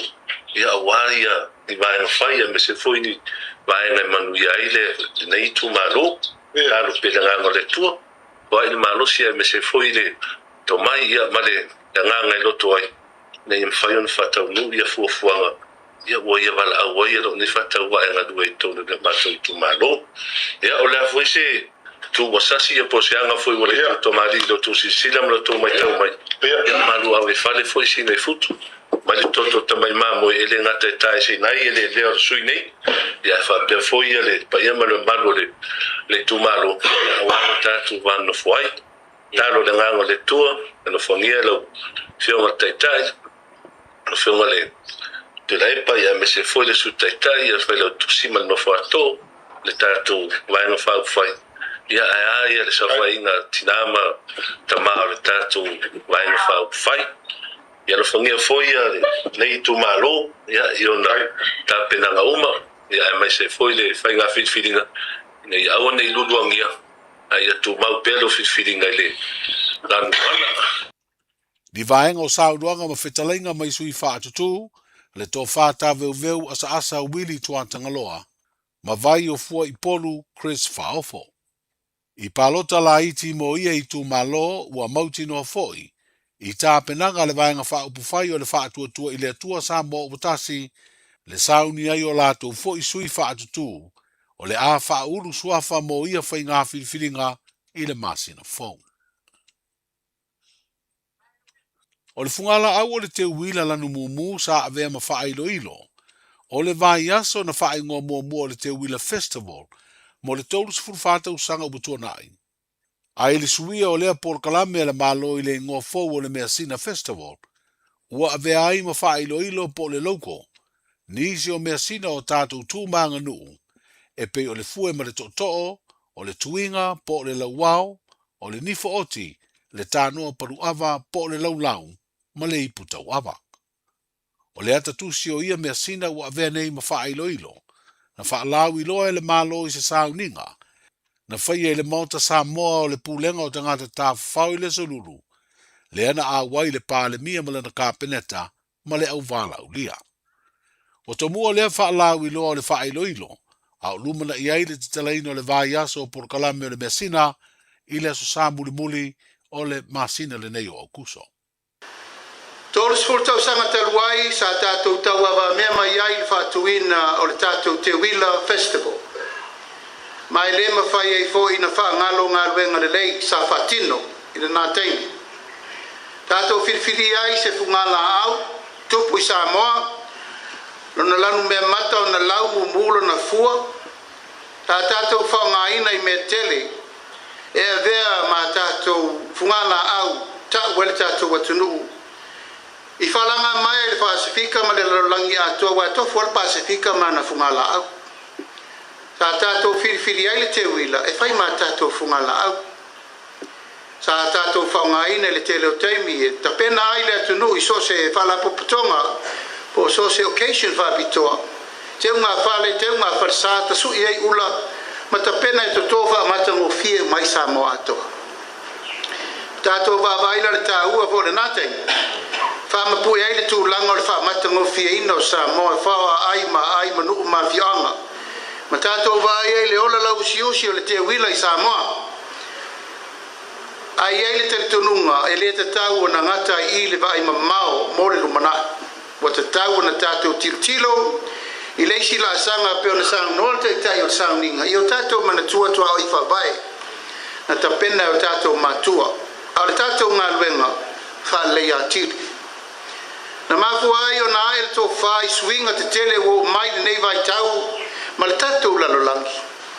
Wai loa Samoa le lalolangi atoa i fungala au ese ma te unga ese. Peitai, wanga i mai swinga te tele wa te tau o na tātou mata i tūre le wa mata na tanu mia tātou. Wa tātou wawai fo i swinga o le lalolangi o mai wa mata ino mai si tū, mai sianga nuk mai whafo, a isi atunu. O tā wawo ina tātou toi whamanatu i a tātou lawa, o tātou o Samoa. Mai o le tūmale anga nuu wha Samoa peo na Samoa tai o le sauninga. E le ai se Samoa soifua le lalolangi le nei, e le pele i a te ia, lana anga nuu, bala na tū maleanga masani e masani ai tātou umma. O le ale tū male anga nuu lea. O le anga nuu na o ao mai ai tātou e o tātou mātua, ma mātua o tātou mātua. Ma e na whana nau mai na amataina Samoa. O le anga nuu o Samoa, e whapele upu. E whatu i a te ia, lona whasino manga ma ona ala. Ai pele i a te ia, ona whalangilanginga, o ao na whalangilanginga. O ainga o tupu, o ainga o nofo, o ainga o papa, o ainga matama, ma ainga tumu mapuli. O ina, o le tātou whasino mangare na o ai tātou. Tofu uma tātou mai tu malo, suafa, o ainga, o whasino manga. Ma mea uma na tātou tu tupu mai ai, o tātou le nā. Se vaenga o le saunuanga le te tai o le malo le fionga i le pālemia, sunga la audi le mali tole o te apolate wafosi i le whaalau ilo aina o le whaailoilo po le loko o le Mersina Festival. O le stofil nei vai aso o whaatino ai University o le Pasifika lo i e la fua, lana polkala me masani i tausanga te itasi, e te tala i le avanoa i whanau le atunu, la tau te mōli mawina nisi o a o onga, i to mai ese o lo mawhai ona su e nai tu si pasi, ma whailonga mawurulunga i to tonu o lea la, o le University o le Pasifika i saute, o lo i lo tātu o tunu. Stasi leo polkala me mawai e whanau le avanoa, e fesiringi ai whai a onga me o ngā lulu e le University, i vaenga tā ua e te tauna tā pena i ai, pe a whai e fia sueina se whailonga i se mata upu, e pei o to mai i whaatoanga ma suenga whaasai nisi, a to ai maisi to mai, o ma whai o nā o uina i to tonu o lea University.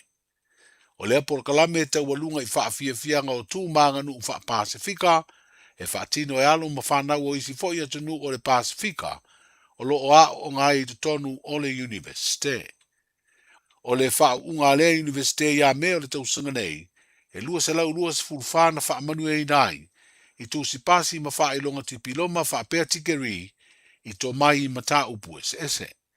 I lea o whainga, se lau onos fultasi ta mai tai, ai onos fultonu ali, mai le ngata i alo ma whanau o Samoa na wha uai, ai wha pēr fo inisi o li ma ta mai tai, mai atunu o le Pasifika. O whairoe se sui o le pūlenga o le lakapire le lulangi, e leo iei se suinga i polokalame o tālonga whaavao malo, mō le tātu au lakapire o le manu Samoa, whapele au o te mai le manu sina. O whairoe se so upo le pūlenga o le lakapire le lulangi se li poti, a le leitioa New Zealand, o le whaau au pēo tālonga whaavao malo o whidiwhidia iai au lakapire le atunu, o lo tuli matai ei pēr ma se tautonga le leia taunu i ai, le tūlanga le mautonu o le pūlenga o le tālonga i Samoa, ma le whaanaunau tainga, ia lea a fia le lumanai o le lakapi ma fuafuanga ua whaatatia. O le manusina o lo sauni se tasi o tāmiru sanga tā ua whaavao malo i le masina fau o se tema, o le awhia le i Hong Kong, le o le a tā aroai ma o lakapia ta mai tai, mai atunu o Brazil, Fiji, Hong Kong, China, Netherlands ma Sepania. O le manu Samoa lo te pena le vaengalo na lua, o le tāmilusanga o le Nations Cup i a November, e whelo i ei maula kapia United States o Amerika, o Chile, Kanata, ma Uruguay. Au lumana i ei a tālonga tāua mo ia aula kapia o le tātu usinoo, wa whaeroe le ofisa sini o le pūlenga o le kapi Samoa i le leitioa New Zealand, e ono whelo a iro tātu usinoo mani au lape, pe a le talia e le malo le tua lalo le lakapia le lulangi, e whaatino se ilo ilonga po se review i le tūlanga o lo iei le tālonga lakapi i Samoa. Tala i o le nei aso, safe. Pui pui lo a inga i le tau malulu, au e te whaatali. Whaatonu nei loa lo tui ar fulu, a whai ngono li mau tau sanga pe o vatu, pe maua o e singa se tū mau, mai tanga, po maua foiso o alo i singa se tau manawa. E ma whai o na whai a fua lo tui ar fulu. Tanga iane i le upenga te whailangi, bookmyvaccine.health.nz, e vave tui whai ngō fie, mō whapesili manisi whamtalanga, really mai le vaccination helpline, o valu se lau, lua valu lua iwa lua ono, o valu se lau, lua valu lua iwa lua ono, po o le fono, o valu se lau, tolu ono ono wha valu, o valu se lau, tolu ono wha valu, e siri le puipuia na i loa le tonga fitia, whai nei loa lau tui ar fulu. Ta lofa lava, o le si ufafonga le nei o Samoa, le Radio Samoa.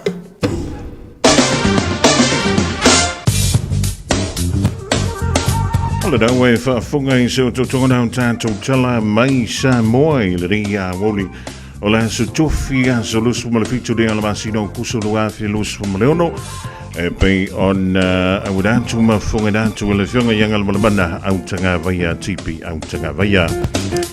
Ola mawhiona i tu whaafunga i le tula e fitu i le fiafi polopo ana nei. Al chimnei la venga le tātou tala o le tau mo le somala so atai au mo au kilani ma Samoa au i mai le ofisa o le vai tau mo lo si la fia. Ya, ole chimney ole o awawa mai ono yena I wanga I nisi o pito no o kilani I se taimi o le so savili yangi mai I le tui man tui sa e fe lolo ya le ma losi o langi mai se taimi o le awa uli nei ole ma fana mo au kilani le reia se tofis fulu ma le valu tikeri ole ma lu I le po ana nei se fulu lua tikeri mai ele fa me mo la ngoto le la ile toi tolu minuta le tulai ono ile Fiafia nei. Ole vainga mo le asoa tai au e o sone le la ile toi sfulu tolu minuta le tulai fitu ile tai au. Pamai a waoa mai ole a puaoa fu inisio no fuanga ole a tolu va vasoloina I wanga ile malama a toai ma le a wauli. O savili ole angi mai le asoa tai mo au kilani mai le tu I ma tu. Ja, talo fan tui loale I le rivaenga o leso I le was fulfitu minuta o te aile tasi I lo tanto o turu I Samoa ma lo le galue ma lo le fai o le faiva o le venga nei le tanto talo o le tau mo o tau mo le so ja, toi fo I ma le aso a tai au au le baile lo visa o le va ai tau Winga o le tau mo Samoa o au savili e whiololo le banosi o le toa o loa savili mai saute I sasai o lo o fitia I pea Samoa mai au mai au marai timu a fiaile antro e nisi o taimi. Vainga mo tumwai le soe fitia se vaenga o le langi au marai timu popo e nisi o vaenga o savili whātau tau o le ai nisi o taimi. O le tala Fiafia leo ia ini whautuanga po ni laptainga mo Samoa I le so. O le vainga lai le motele I sala whai o fitia se vaenga o le langi au marai timu popo e nisi o vaenga o savili whātau tau o le ai nisi o taimi. O le venga mo a tai au mo Samoa o le a waoa I nisi o taimi a toai manai timo le a to ulu vava solo ai. Tulanga nei piona iei winga o le tau I le so a toai foi malaso a tai au mo au kilani ma Samoa. Attention all Vainitoa, saving the world. Thank you for showing up for your family and community every day. We appreciate you. But even heroes need checkups. Your next mission? Protect your future with regular breast screening, because a breast screen today can save your tomorrow. If you're aged 45 to 69, book your free breast screen with Breast Screen Aotearoa. Call 0800 270 200 or visit timetobreastscreen.nz. O fia maua sau ta avale po sau piki apu. Ai tongi ta iwa yaso, lua va yaso, pe ta imasina. O le sleek cars o le a maua ai le fsoswani. Ua ta pena le au whainga luenga a le sleek cars mo oi malo a inga. Aua e te popole I se mea e tasi. Te tala fitu aso, mai le sfulu I le tai au, angai le afo le ono le afiafi. Tele la lai au kilani I saute, vili mai loa, I le o lua tasi fa, fitu lua selau. Po le o lua o, fa lima, tasi lima tasi. Le Shine Dental, susu mai I le latou falefou. O te le ma matango fie, il fai a fole siaki au oloa, fa apele ni fa pia tasi. Moe wale stella mai o fou mai I le Shine Dental, I le na le lima selau I vaiva tala. Fai a fua quotes mo le wins ma le ACC, fa tasi ai ma le fai fua o tong fitinga, moe sful waluto sanga ngai lalo. Le Shine Dental, hafio mai loa I le lima fitufa Great South Road Manukau. Telefoni lua fitu ono fafa, lua fitu ono fafa. Shine Dental, your smile, our passion. E ia inga fapito. O fia tu factors yona no ngā tope uma. Ai asa tupu se whai paiponga. Pili laiti po oso fale motu. O le Trust Finance Mortgages ele ese tutonia lato brokers. Mana au noa le onwa o, whalua lua tasi. Betanga iane I le trustfinanceMortgages.com. E ia inga whapitoa. Trust Finance and Mortgages, finance solutions you can trust. Talo fa Samoa. Wa ule ne yo kasu tialu. Awal suia ngila wa le kio. Ai eva mai ina se fulu lima iva kolu. Amo. Radio Samoa. Bevela mo iai tau ma whanawhanai le vevela telefo I le reia wa uli o la sotofi. O lewa se antole taimi ala Radio Samoa le rivango la uli a lusu matasi mi tu te els fun ma le lua. Pengai le antolu ma vai ainga ma whainga manolonga mai ngā luenga tutu ma whainga lau filima. Ai a whaiwa umano ya manolo. Ya toi a lua whainga luenga. Ai a whaiwa nawa e tono lau ta wale malau lunch. Amenge. Ai a se singe ke wa koe mua I kongo la kapa. Ile mea ngai ka wale ainganga. Kalalwa ngare ai ua kuilele ya. Talavantu ile tina ya sina leo ile ni vaenga le auli antoi foi. Ja, ma tolena fau site mika. Afa Wilson. Ja, ma sidi matap somo tu mana vale ma tu ile ni vaenga le auli vai foi. Ale tanto polakala melodi ole Fiafia Mai musika ile fianga yele tu ma vai enga ma finga malo longa mai nga wenga o lo fianga yang. Kianwa o ia vuilele posi le lau seling a tanga tale lan tinga ko falolo ia ma fau ia de pisu po e ko sami de saimi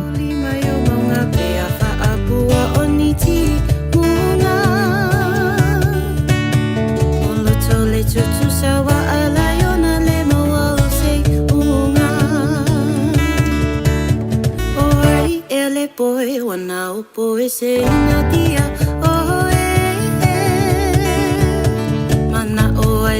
so I vai lona ti no so we are tao ta eva ne yo beta te no fo ile mali o si yo lo to awane I e ma salo fu e te tali to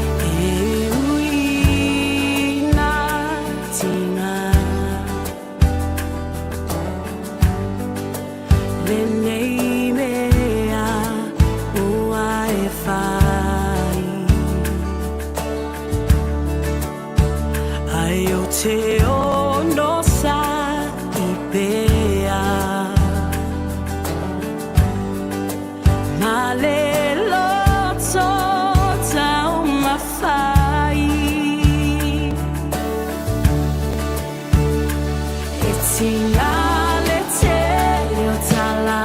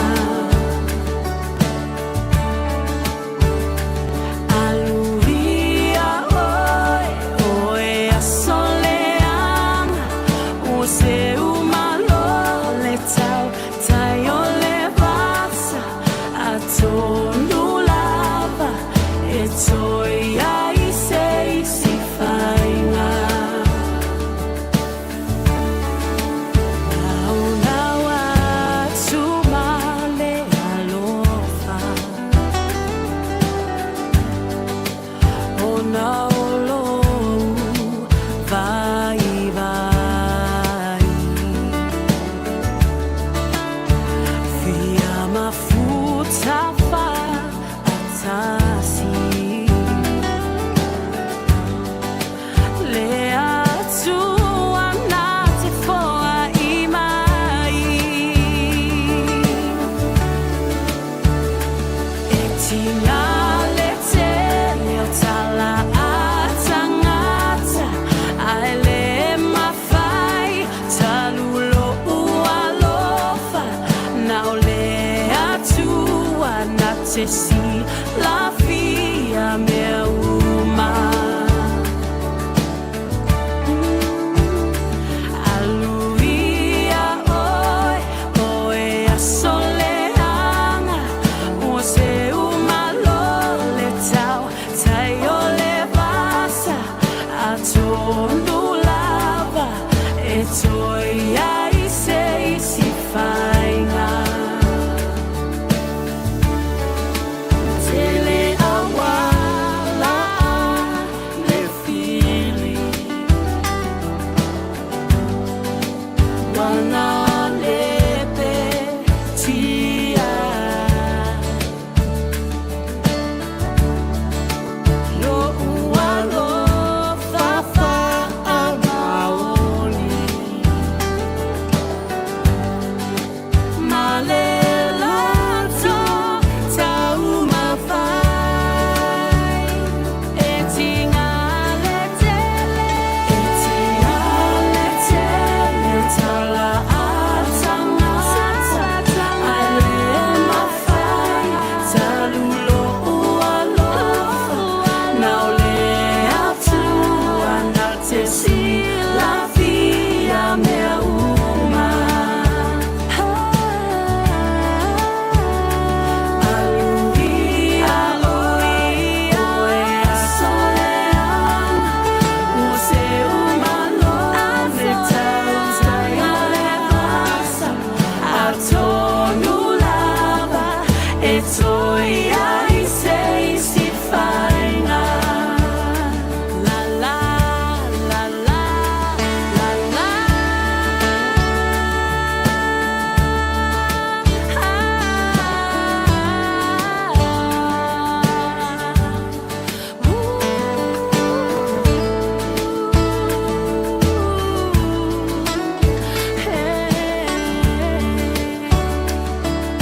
Le tia maa le pese aso le anga i rawa whatonu le se fulu ma le lua i le rivaenga o le awoli.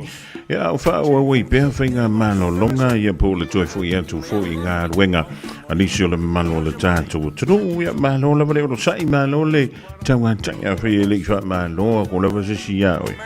Ia le wau wha malo atu malo le ngā rue malo fo le kau sami. Malo fo le whaikio malo le ngofo le ngi ia wau ia. Ia tālu si o le dae wa sau ia tau mawhtanga ei koi fo ia ka ko ngā rue. I'm a taste of sanga on the tattoo I've only. Talusi on the luenga, I'm a sesi ne ilove. Fai mal fai te a lui mal fai tau. Talon fata si mai e manuia I mea uma.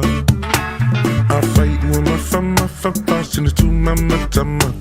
I've I to boss if it money may your matter. I want if I mango koloki la no le time sa ope over my love pay I le bali e lo mana o. Tikile sope ane I sana lifi. Fau to ya anko pe a fi. Ia eli ma foa I laulani si. Ma o tu fa Samoa ale au ingilisi. Let's go. Ta fai fa malo lo si. Chopili ne ya so. Au wal fa ai ito Sofia. Ia moa ile nenga lo nasa na vi inga. Tato. Ta fai fa malo lo si. Chopili ne ya so. Au wal fa ai ito Sofia. Manova Fiafia Mai. Aure fosia I le maso la falo. Ole malo si le se fai loto. Fa malo si tai tali si moko. Fa no I le ya posa sa uta oto. Oh si sa ili ai lang aluenga Olo ngalu e fui ai lo tutongi Olo sa ili e pole so se ngaluenga Ele ole tu si pasia ole tango tu fa maoni Tatele to e pole ni tatu si pasi Tu sa penu tili ta fa palani Ata fa maoni atu ili tu no ti me fe au masani Te ea e te e tu e tangi E umane ua ye sir tu umasati ni le ami E mano ye ina lo nei e toi malu ye ile langi Wow, tatou Tau fei fa malo lo si Tau pili nei aso Au an fa Ai i tau safia Au ile nei ngalo Sana vi inga Au e tatou Tau fei fa malo lo si Tau pili nei aso Au an fa Ai i tau safia Mano fifian Yo, la mai ano Awai ua yo a ono tutongi Sele inonga lui male fa maoni Fa te alau tau langa Ona fai leo fuafuanga Mamana tua Samoa lau fa somo se fa mamoli Fai lau singa masani male oli Toi titi foi mana vai so ili loli Ai sei eu foi lá ile a sotongi Fa tata fa uma au fa ai la mai foi samsongi Au ai te ai u ina ne e se oli E se tu se apu ai fa ali mai pa umoli Mawalo la unga luenga ko anga i kakalo Loko mawalalo Au ai ke chiki ai fa alo Ko anga i fasili ma vavela ua Au ai ke pupule fua o i se mea Au fai nga luenga lai le vale O lai loa mai o le ngai ke pase E unga e se le so enga lo pasingi Au le i mawa lo pi Le fai o lau tax Ai le i mawa o pepa A e so mai e relax Wakakau unga pase me malo i lo back Sau Back, barship Au ai te tafau Vai oi i tuli le usu mai tai au Back, barship Au ai te tafau Vai oi i tuli le usu mai tai au Mai aki le ni askali E kau i askivi o i falangi Musika sika mali Ile so i fefiloi Ka me ki sasi u o kilangi E tatou Tau fai famalo Famalo lo si Tau pili nei aso Au al fa Ai i tau safia Mawa ile nei ngaluang sana vi inga Tau fai tatou Tau fai famalo lo si Tau pili nei aso Au al fa Ai i tau safia Mano fifian Afa aita o e seisi Ia e ono sa i teisi O alau le lo tama wala lo A malu I fale malu fafo Au whaingaru e ngā whea lo fani Mata utile naka mupani E amu ia le na pule siri Ele so ona fire say si Se amu ele na pule siri Ele tai fica e say si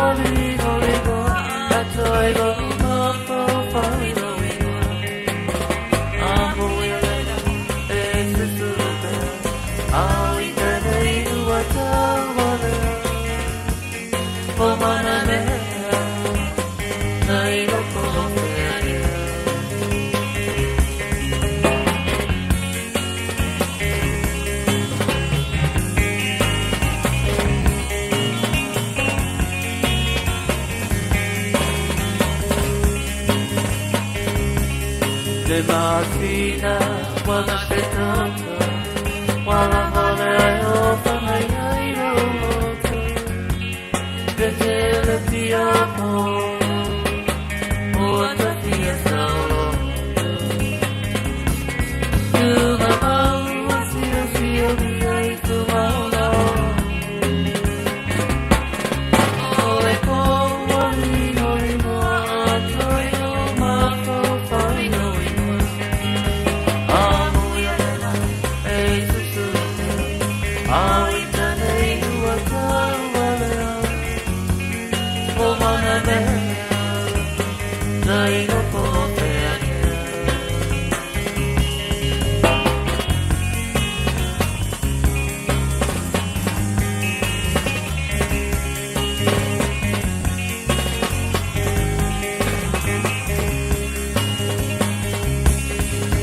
Amo ia oi o sao ato Au I tene wale ma whaina ngalo Pile tula Pia me alo koe Tunga mau Sio sio mi ei tu mau na o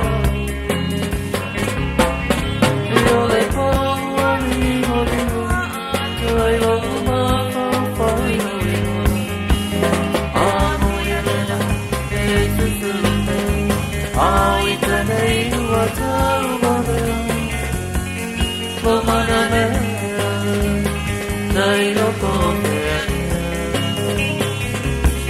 Tuna mau Sio sio mi ai tu maona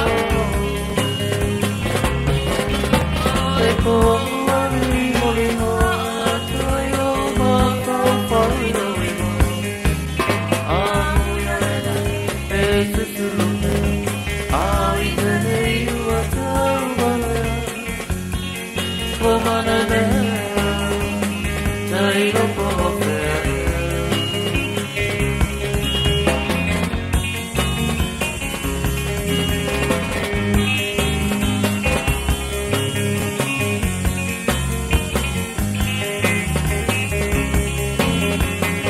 Hey, hey, ho.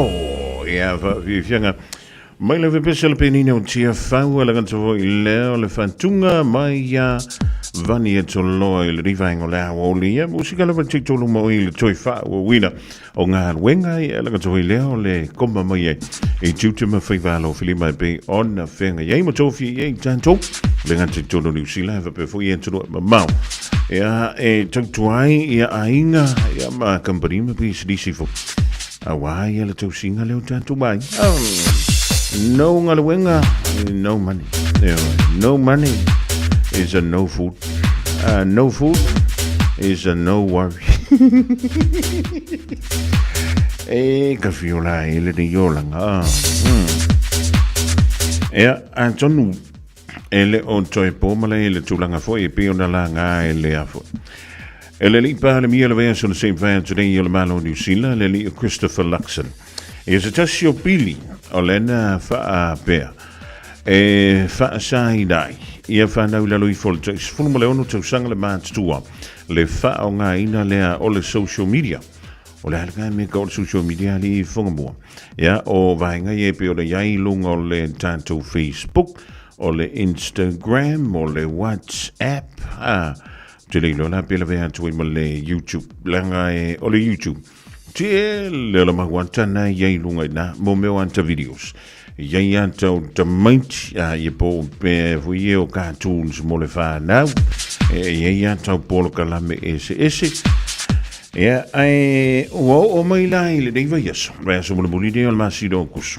O to sa no mai yai le li pale mia. E o yai lo lato no tainga. Ina ia fa o fiantu le pili nei tonu o le pale meni o New Zealand pita. Ja, ua le lava le ting, fa mai pe toi tolu eva, ia so le toi o le sau, fa inga lea le pāle meni o New Zealand. O luma na iai, ea lea fo I whainga pālo te lea so fitu nā le masino November. Ua wha alia la e le vaing wha whaia le leiba, ia le langlangoina o le neia pili. Pitai, o lo o te ena, e le vaing wha whaia le New Zealand First, a to ai fo I ma le pāti o le Act. Ya, ele I ta wa mai po le se tulango ia la ngona fo le panti le greens. Ai a fa pe lango ina le leipa. Ia le pili le. O lona winga e fengo fi la vana pasi tonu o le pale meni o sila pe tai. O le ua toi te le pili le da. Se ia mai al fenga palota. Po le tulango le o tu yentom fenga le panti le resto. O le a toi la langa mai lunga ile mai ai le o le fenga palota ma le isi fenga malo. A le fa ua wina ia lona winga. O le a te wai lewa si toi tula I mai le resto I se teimi o mua. Ai o loo ye le case o lea sa faia po ni cases po ni whaamsironga sa whapele on whaanga solo I to tonu o Amerika e ye si whaamsironga sa whapele on amtulia mai le tausanga e lua a felus fulu malatasi peita ila o le riva yaso o lea ua whaia le mo le me tau o le settlement ia po se malienga fo ile le tua mai o le whaamsironga ina ua whapelea o na suwai e le company o le meta o le company le o le meta e le o le meta fo ile le I ka ko fuala a uma ko le me whapenga le o le company le o le meta I tonu Amerika o le company whaatinalea e la te umia le Facebook ma le Instagram ia marisi fo I o vaenga o lo whaongai nei lunga o le mele o le social media o loo whampema I la le ulutala I le tātou tala lea. Ua mālilie I le company o le meta. Mia ma le tangi fo I pe o na tui nātu. E whaia I tua le lātou matau. O le tino I tupela le watutongi atu nei le meta. Ia I lātou ia sa tangi atu fo I lele le whaamsinonga e winga I le nei company. O le tangi e whapea. O le mele ka o le social media po o au nanga le meta. Ua mafuai on addicted mene yo whanau. I a lantou polokalame po a lantou apps. Ia mai o le mafua angalena. O whaale tonu ai ma mafau maam yonga nisi o whanau. O le tino tupela le ua whai aile mata upu le tua. E tusa lea ma le tolu se fulu biliona ta la New Zealand. Iwe, koe anua kukasi. Tolu se fulu biliona ta la New Zealand. Tu salema le fulu malevalu biliona ta la Amerika. Tu salea o le tasi vai se fulu. O le suule na tu inatu. Tu salea ma le lua se lau biliona ta la. Lea santa ua eloia a ila tu ia santangi. O lea na la tu talo sangina. Pe ana fa pele fa ua wina. Ia le mata upu I tonu o le whaamsinonga. Pitai, o le ana ta ua ele vaenga fo I lelo le legal team o le meta. Pa mai le lanto molima. Ana whaapea e whaua wina le mata upu le tonu o le whaamsinonga a e whaia ina I lanto. E ono o atu I le tasi ma le trillion. 1.4 trillion. US dollars e te tau o na tutongi atu. Ia I la tau ia pe o na whaia le tālo sanga le. Ua maua I whanau I le mele o le addiction I le nei mea o le social media. E mi sea whanau I lalo ifo o le sfulu ono tau sanga le mātutua. Makau kia le tua inga me whapea. Ia mai oi o lea ua tali mai e le te leo tau sanga ia na tau whaia tuai. Ina ia tau fia. Ia le whainga o le mele o algorithms. Po kala mele te tonu o apps ne o le Facebook, o le Messenger, ia o le afo, o le Instagram, ia maisi vaenga ia pe o na iai. Lea ia lai, o na whaatou sina na ia tātou wala ma whana witi. E fia, e makamaka kui lea video, Malua I lewa le lātou te. Ia e ua le whaiai lo mani a lātou mea aunga. Ua whaatusa ia le mata upulea. I le vaitau o le awhi wa se lau iwa sfulu. Le asa whapelea o na tele aini su. Sa su ai e nisi o tangata. Ia le company ngā o si tapa. I te tonu lava ia o Amerika. Ia ma o neila su sa whaile nā vaitau. Sa whapelea o na tau fiai. Ia le whaasalalawina e nisi o company. Le ngā o sia le tapa. O alantou whaasalalonga fo I lele iei pitanga. I menei o au ta alo. Ia o whaasalaunga I lunga o no o afo. O whimalanga inga whaalawai tele pe o da iei pasi o train ia tulanga mo whapea. Ia a toa I fo. Ma lantou whaasalaunga I le na vaita. Lea sa fito tonu. Pe sa tagerai. Ia tūpulanga talavou. Ia matau fia I le toi whaia. Ia pole toi tu ina o ni anta fui ia kakomi. I lunga o mea nao pepa sikaleti. Ile mai ai la o le na ngai o inga. Ile vaitauna o le awhiwa se lau iwa sfulu. A nga I company nga osi tapa. O lea na whaapea mai eile whaamatalanga. O lea sa whaapea o na whaaititiai. Ia le toe wha ngā ina po le toe tango fia lea e tūpulanga talavu. O mei o tapa. Po le toe tango whaina leo tapa. Ia mai luma mai o lea whiwa se lau iwa sfulu. Makau kia lea tu ai ngā mea. Ia ai o le settlement na lea ua whaia nei. E le company e le meta ma se tete fast fulu ma le lua o le malo Amerika. Ua mai ai. Ia whinaunga sa whaia le I tonu.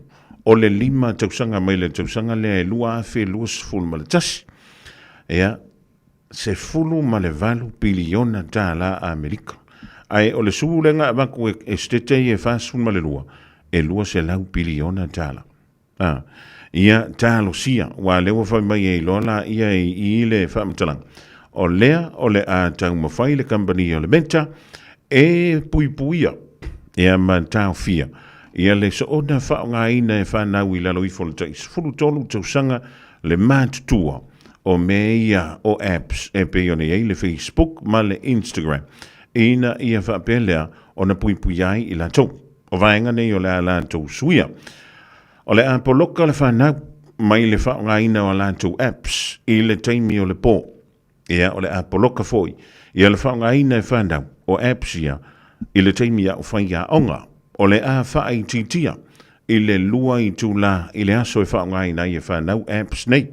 Ia e le ngata foi lea. O le a wha bālu si ai, ia ma le meta o le age controls, e poloka I le whanau, lalo I fulu tolu tausanga le mātutua, mai lo lātou whaungaina o ia apps e pe o le iaile Instagram ma le Facebook.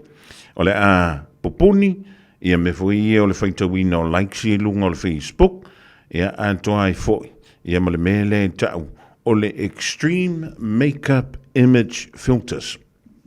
O le isi lea vaenga lea la iona fia whanau tamaita ia po alo tamaita I le mele tau o le ngasa o le mawhauwhau. O me po ata ma polo kalami tonu o apps e pina yele Instagram. Le fa au le ye pe fa smooth fa yo tanto falling. Ona e fa pe ale oe ua makwa smooth fa sola ato. Ai fa yakulo la se kala kanga ka foi lele pe alu fitau.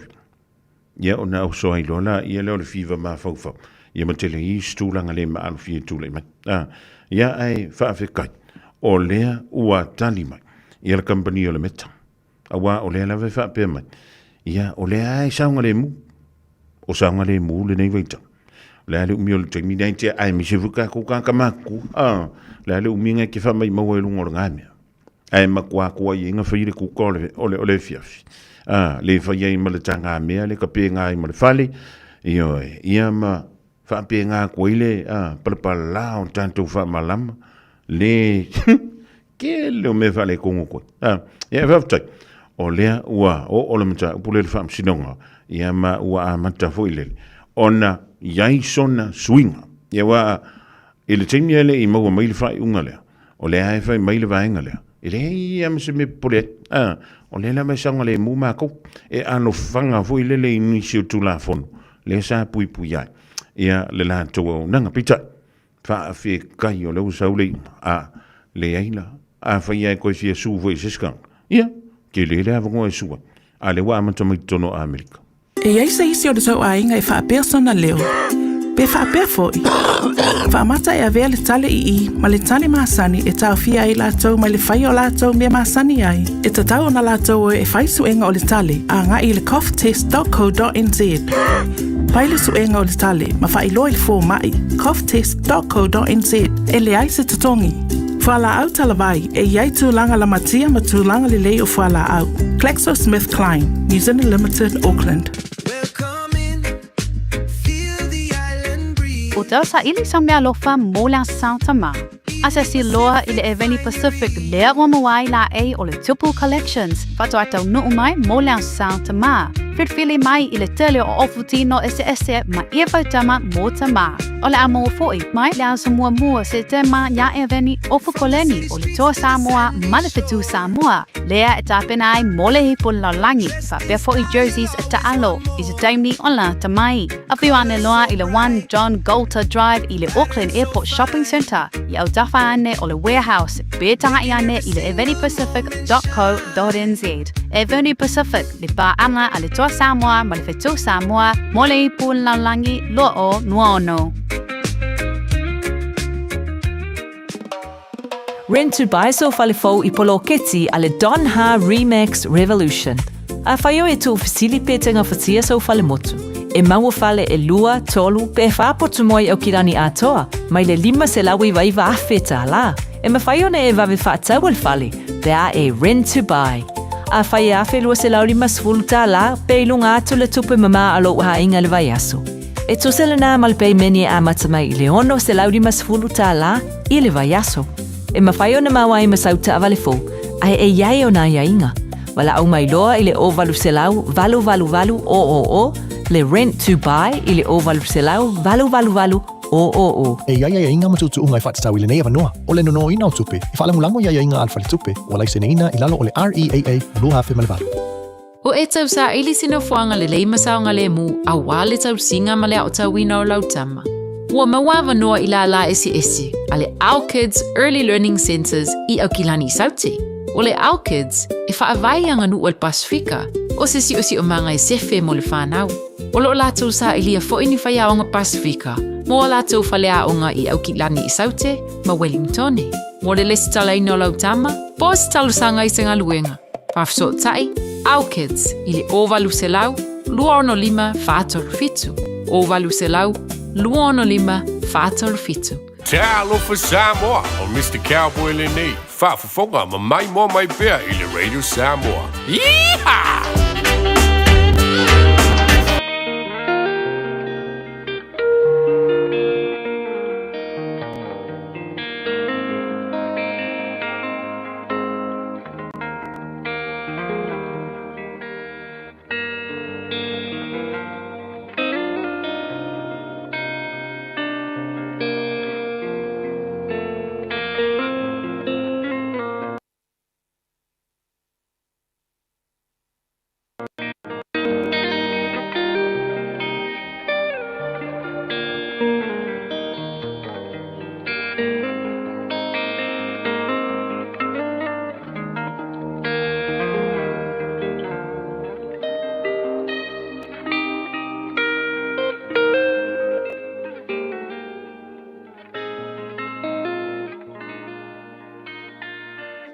Lui tau mō le aso. Whaapupulaina mata o tau aso. Jesus heals the 2 blind men. Ma taio ma tā upu e luas fulu o le foi upu e tolus fulu ma le tolu. O na la fai mai lea I a te ia. Lea li ie ia pupula o ma ua mata. Whaapupulaina mata o tā waso. Jesus heals the 2 blind men. E tau no watu Yesu ile a ai o Jericho. Ai muli ane le motu o tangata e toatele. I totonu o le nei motu o tangata e toatele. E toalua tā waso na la maua le tala. O lea e malanga atu Yesu I le ala lea. O na la o ane lea I le awala. E whaatalitali ai. Le o atu o le malanga a Yesu. Ua ala langa le o tele tā waso e to alua. Le ali ie le alo tā vita. Ia e alofa mai ia te ima ua. E ala langa ane tā waso e to alua. Ai whai mai le motu o tangata I nai tā waso. So ia e te lua malo malo a. So ia e te lua tau wala au. Ua ti ngā taringa o tangata i la o lua fe ei i lunga. Peitai, fai mai le tala mātaio. Ua a tili ai, ona fe ei tā waso e toa lua. Le ali ie, le alo tā vita, ia ea lofa mai ia te ima ua. Fetalai Yesu, sea se mea lua te mana nao o te whaia mō o lua. O nā la tali ane lea ia Yesu. Ia pupula o mā ua nei mata. Ua muti muti vale lea lofa o Yesu. Ua a apatu, ma papa i atu i mata o tā waso. Fai mai le tala mātaio. Ona pupula ai lea o mata o tā waso e toa lua. Samoa e. Ua tō a tele tā waso whaaleanganga. I to tonu o a tātou e kālesia. Ua tō a tele tā waso whaaleanganga. I to tonu o la tātou whainga mālo. Ua tō a tele tā waso whaaleanganga. I nuu ma awhio anga. Ole mea tā ua mai tā waso nei e toa lua i Eriko. Ua le mapu, lo la tau wala au i a Yesu i le fiaola. E vavao atu e tangata. E tele atu i ai upu matala leanga a tangata. E fai atu i ai tangata. Ai a tili ai. Ona fe ei tā waso. Lea li ie, le alo tā vita, ia e alofa mai ia te ima ua.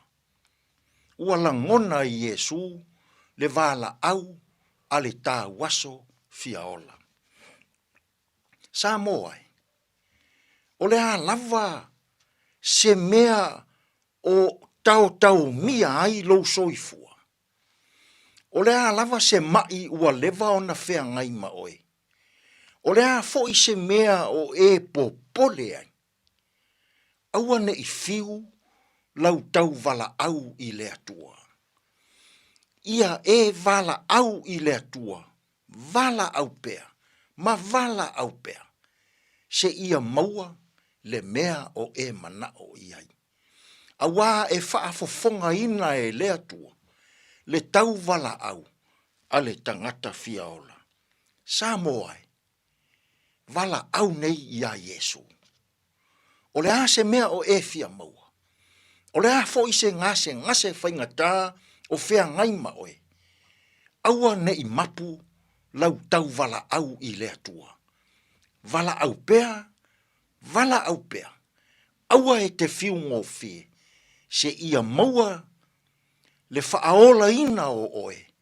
I lea lofa tū noa o lea tua. Tātou te tālu. Lea tūai.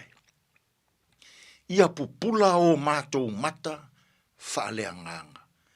Aua te tuu la fua ia i mātou. Ia o mātou i loa le māta ngō fie o lou mālama. Anga le lei mai ai fe au mga ruenga o le nei aso. E tonu ma le lei ai mea umma. Lou lava suafa Yesu lo mātou wali ma lo mātou whaaola. Ua mātou te tālo atua i nei. Amen.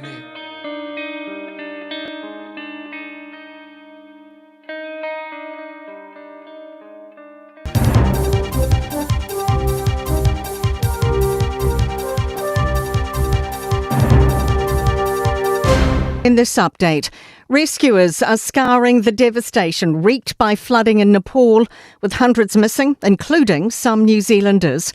A wall of muddy water swamped a settlement near the Tibet border north of Kathmandu, with more than 150 reported dead. MFAT says a small number of New Zealanders may have been in the region. Former Nepal Consul Dinesh Khadka says local police have listed 5 Kiwis. International Federation of Red Cross and Red Crescent Societies David Fisher told the BBC crews are on the ground. They were handing out food and water and trying very hard to find shelter for the thousands of people who were without homes. Port of Auckland says there's clear evidence the economy's turned a corner.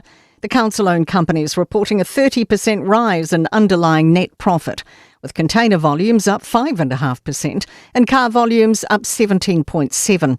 It's paying the council a $55 million dividend, topping last year's $52 million. Chief Executive Roger Gray says 6,000 BYD vehicles are arriving this month alone. I'm sure they're not all being stuck in showrooms. I'm sure they're being sold. And the government's welcoming NZ Post's return to profit. They've reported a net $17 million profit in the past financial year, up from a $2 million loss last year. Avalanche risk is high across the South Island Southern Alps as heavy rain destabilises fresh snow. The Avalanche Advisory says affected areas include Arthur's Pass, Mount Cook, Oahu, Queenstown, Wanaka and the Aspiring regions. State Highway 94 between Ta'ano and Milford Sound is closed due to avalanche risk. Snows also shut State Highway 73, Arthur's Pass, and Westland's been hit by flooding and slips. Met Service saying the West Coast will be hit by more rain this afternoon. That's news. In sport, golfer Ben Campbell is settling in for a few months' recovery, with upcoming hip surgery ending his season on the LIV circuit. Campbell's in limbo, awaiting the future of LIV after the Saudi Arabians pulled funding. Regardless, he's determined to appear at New Zealand's pinnacle event in February. Hopefully I'll be ready a little bit before that, play a couple of tournaments, but I love the New Zealand Open. I've let it slip a couple of times. It'd be nice to finish one better. The pieces are still moving on the Australian Super Netball chessboard, with Queen of Goldshoots Grace Weke shifting from the Swifts to the newly coined Sydney Sirens. And Premiership heavyweights Penrith are the surprise owners of the NRL's most sin-bin team this year. That's sport. Radio Samoa, tasilima ivatolu, amo. Radio Samoa, tasilima ivatolu, amo.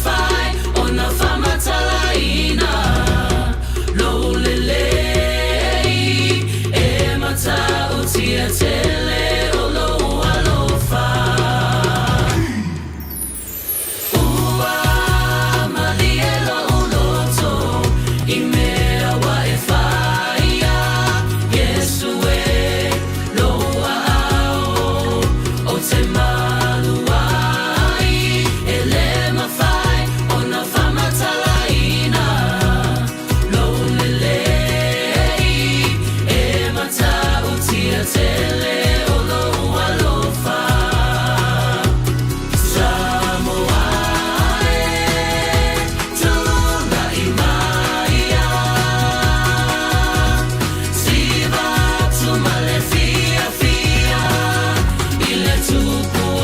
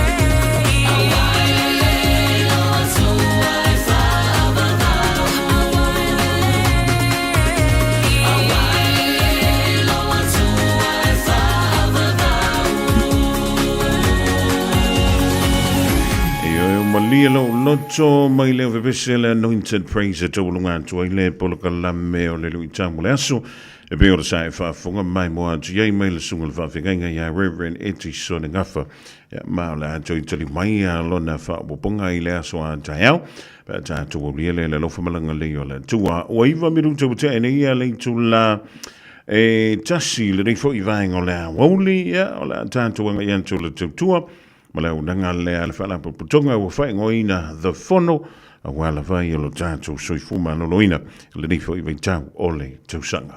Ia, le nganga whaaloalo, whaatalo whaatuai ma le Fiafia tele lau sunga le nifo mai John Schuster ma lo le soifu manuia a fio mai i le polkalame o le nganga ifo o whaiva. Talo whalava. Alo lava, talo whalava, ma lo soifua. So le ataua ma te ho ide papo anga sa tu le ni tu la resto. Ya, ma lo fa te ya tu mole au nanga o lo fa tino wale soifu ma lo lo ina o tatu tu. Wa mai lo sunga de fo mai. Ya, man mi ala fa tai resto songa ya taua. Ma lo. Wa leva on da fa yo au nanga ile i tu o soifu ma lo ina o le veo se fo mai. Iya, sa vali nele sudah tahu sangat ya taluna dengan kodi ni sulang iyo sa macam mai lawan paling mai pasal soloi mai sesi ini bulan ya mai lolai nai tahu sangat di mai lo se mai mulai satu koneksi nam tai namai ho I manele le lavo o mai nei I ve tatou service le fono So I sau noa lau sunga le whamai a Dr. Schuster e winga I le au tū moni lava o le whamalu le o le fono I au kilani I sifo o le alo na whawai o le alo na tūlanga tā ua tele e tawai o na silafia I le atunuu ia le au nanga fo ia le fono out west. Yeah, so that's a fono organization. So e fala la to the fono tele po I au nanga ese o no faina o na toi tato tangata Pasifika. Ba tikri tato ai nga Pasifika.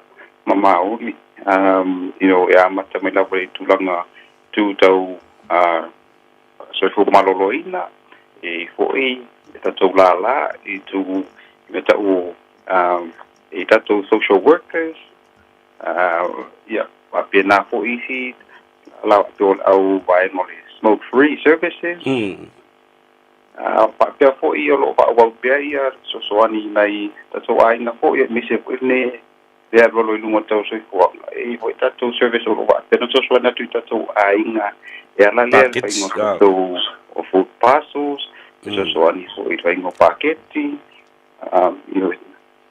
te love to all nanga is issue about na na ya no it o si la fiete tato mamal tato tunu malo alo no wingo vai nga fo le o le ia le lato au nanga fo le ile me le gambling addiction ia fa pena fo mental health illness issues ma me fa pena o lalo le fono le sa we fo le au nanga le just esa le la vai tato la il fono de io penso so di tu la ngale o I pese la o le mental health services mai I vai ngor fale mai o ba pena ye tato specialist o ba pena sexy mai tato clinics malo fa avele nei avano wa o te loa o leva ona ia le fa vai o le fono out west ia malona fa malule nei o lo tao fa ia le tele social services and misel fo ile so fo maloloina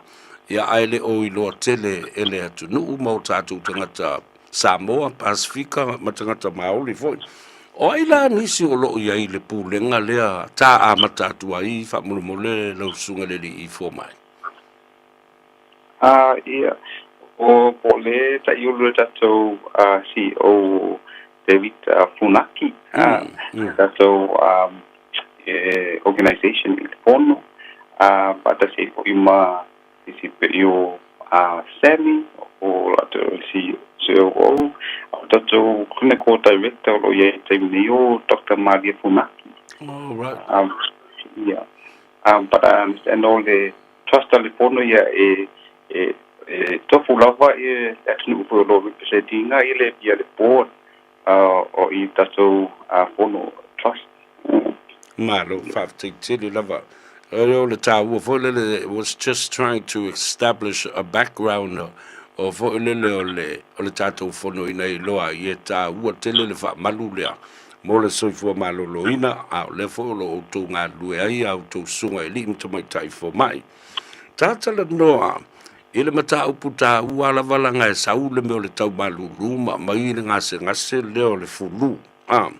Ole au tu leo le tata le noa ngai le fiafidei? I be Charlie lava ia ole ta upulo tu ina mai va peta te fa so da so ia. Ia.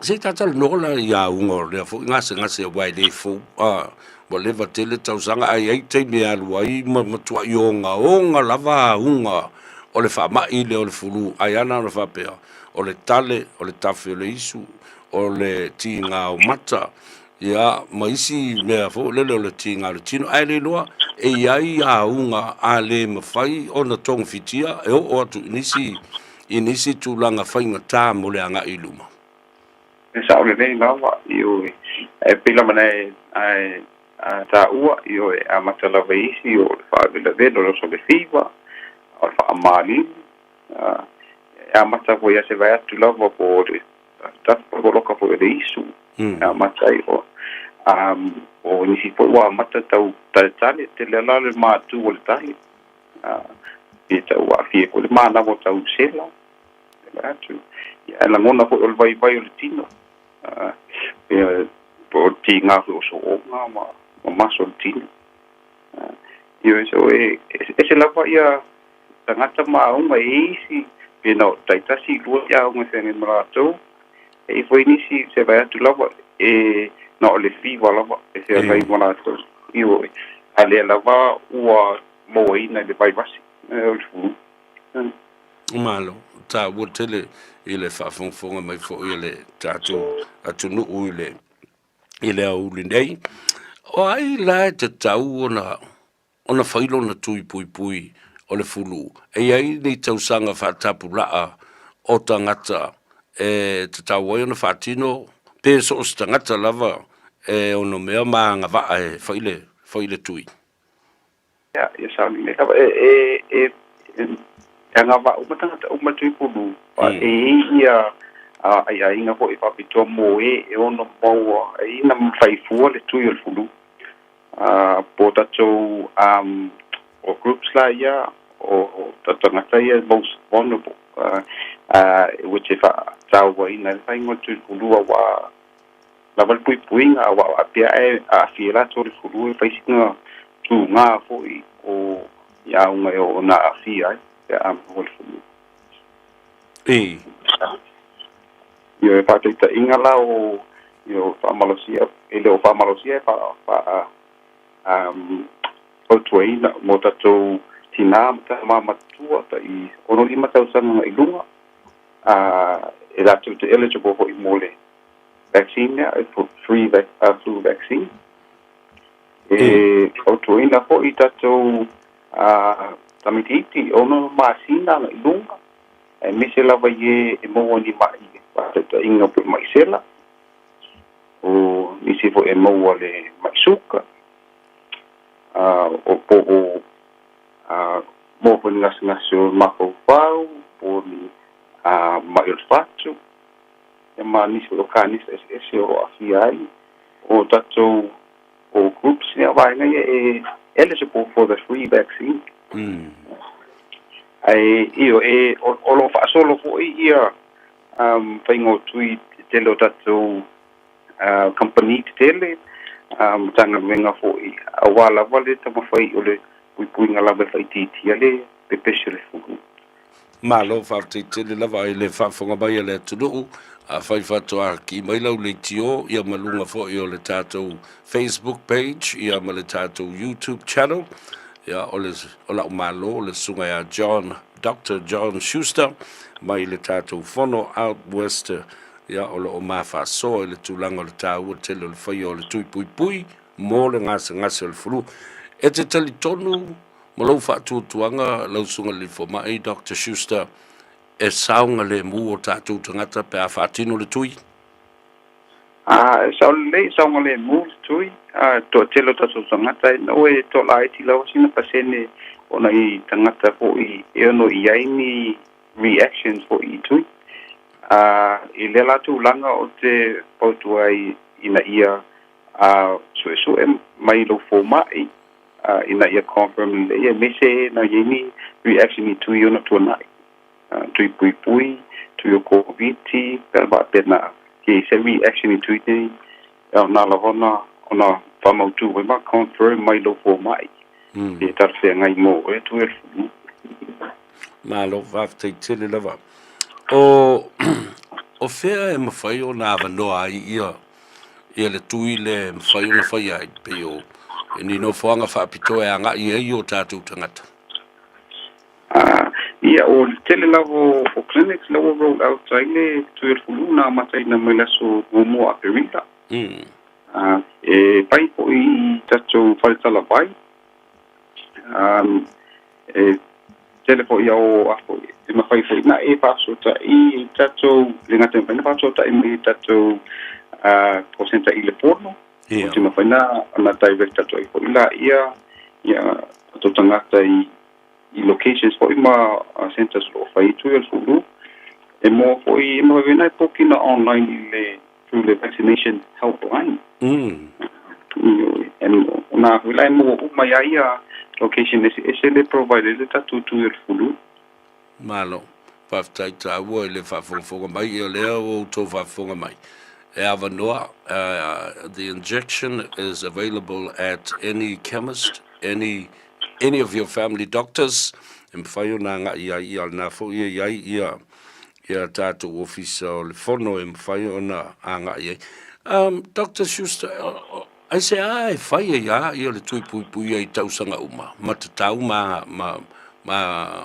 te tau na whaatino ai tausanga uma ia whakaina mo whaapsili Io ole pensile fiole fulu e ma fo mai le virus o le vaivasi ko e pe sui ia le vaivasi I tausanga uma io po le ongola lea e tausanga uma fautua e ia faile tu e fulu wa e se subtypes o vaivasi le I to tono tato tu e fulu wala pa pui nga mo fulu lo commonly spread I le tausanga o le winga o le virusi po le virus lea ese lo na malo si anga e o tu lista sanga wa pe wa malo si le atu sa le nei na you evolve le virus e le ngata ko idea ia se vetu o le lava o le malanga I mai o tatu tangata ko I mai atu mamau ia e po I fo e ia sa type le ia via ia o ala nisi au wala fo le mwhai o le whautua I nai ia le tātou tunu o tāpena pena ia e tali e tuai fo I swing o le tau la tau ia a wai sa wale tau malulu ia ma mai o na mai e fo I vairusi e te taa I le teimi o le sama ma le tau mawhanawhana ma so se teimi lava e o lava fo I le teimi tongo ma le to ulu o lau o la au le tau tātupu ia a le ala sa u fautuanga le tātou tunu e tāpena pena atu ai I le teimi o le tau malulu ia sa le lava ioi fautuanga ia nei ser o va mawhanawhana lawa tatu mo ta malawa io o fautuina po le paino tatu lava mawhanawhana apia ko I toanga lava o le tatafio au ai mise ele na seno tau mafa apa pia foi ai ni a un fulu fe mai ma to soma o tu lava ina ia a lo le fale tu puinga lava ma pautu au nei so nga la tu I vai nga tum wai ta do lo ma pa te ina o apa pia foi se betu tale ia pa no so tali ponga ia ba tale po lo lima se vatu o au o le paititia la o le pepesi to tatu o le vai vasilo malo fa titire la va lo tata bia le wa kava uma ia pufango to ola o ofisidi matulanga fa pena samana o mia tawa yona e fa man la mai fo ia wale fa fonga ma ale tata o tunu ma mala malama le leia I mata upu e winga le ngase o le fudu le emba sanyu na mo le temi o le tau malulu o te momoli atu le nganga fa ftai a me se fo le pulenga ale tata fa malu o le fono e au kilani sifo ya ona wa ele tofa e au mai ai lea fe so ani mo le tata o tunu ma fa ngai na foi ia le si fongo Samoa e fa la wi lo ai ia le fo I mata upu tawo tele e patino I le soifua maloloina o le tatou tunu e ia se telefono e mawhai na whafsota I tuai I le fono po nisi fo la e mawhai na nga I le tatou tunu ia e tatou numero lea o le o paru se lau tolu ono whaavani so le o paru se lau tolu ono whaavani o le tatou generic number lava le na tatou tai mai ai tatou koseta na pela ina direct tatou la ia wala se pa pesili se au nanga o tatou fono na so ania tuai malo fa tele sa do fa lalu I le sunga le foma e Dr. John Schuster mai le tatou fa malu o le fono ia malona ofisa I le tulangi I sifo o le telefoni e mawhai o na wala awai ia mo so ani le soifua maloloina e mai se lava fai o tui pui a mole ngase o le fulu o le tau malulu o valusalau tolu ono fa valu o valusalau tolu ono fa valu ia saudoanga muri mai lausunga le lifo mai tatau bavai ai nei a fiafia ia pautena wala sunga le ia taua mo time pa mai po ia e mo le tulawa le tai mo lava no fo tu ina mai ai manuia tu lava pa usanga to no lo ha mai manuia ia o forma de nervia ia faftitele lo sunga le fo mai tatou felo I pea fa manuia le tua I o faiva alo filima o lo o tautu I nai le tatou tunu soifua ma ia manuia tai soifua lava sunga ia le na fa fonga le tunu tawalunga tuai le tano anga fo I ma le sunga I le lifo mai Dr. John Schuster.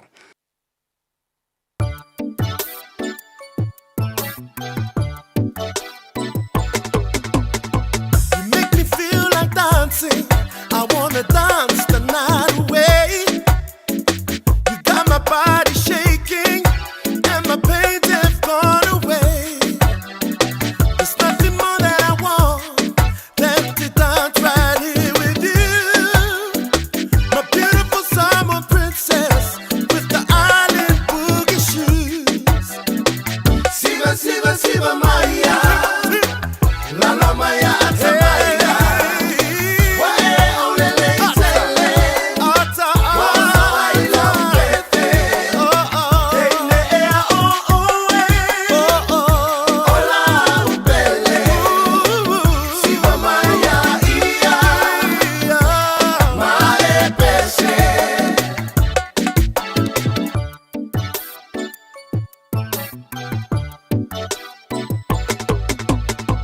So you're dancing, baby, walking across that room. You're looking so good. Won't you come along with me? If you wanna dance, won't you come along? Hey, lady, put your tight dress on and your island boogie shoes. Siva, Siva, Siva Maya. Lala Maya, Atamaya. Wae olele tele. Woso ilo pete. Teine ea oh oh eh. Ola upele. Siva Maya ia. Mae pese. Siva, Siva, Siva Maya. Lala Maya, Atamaya. Wae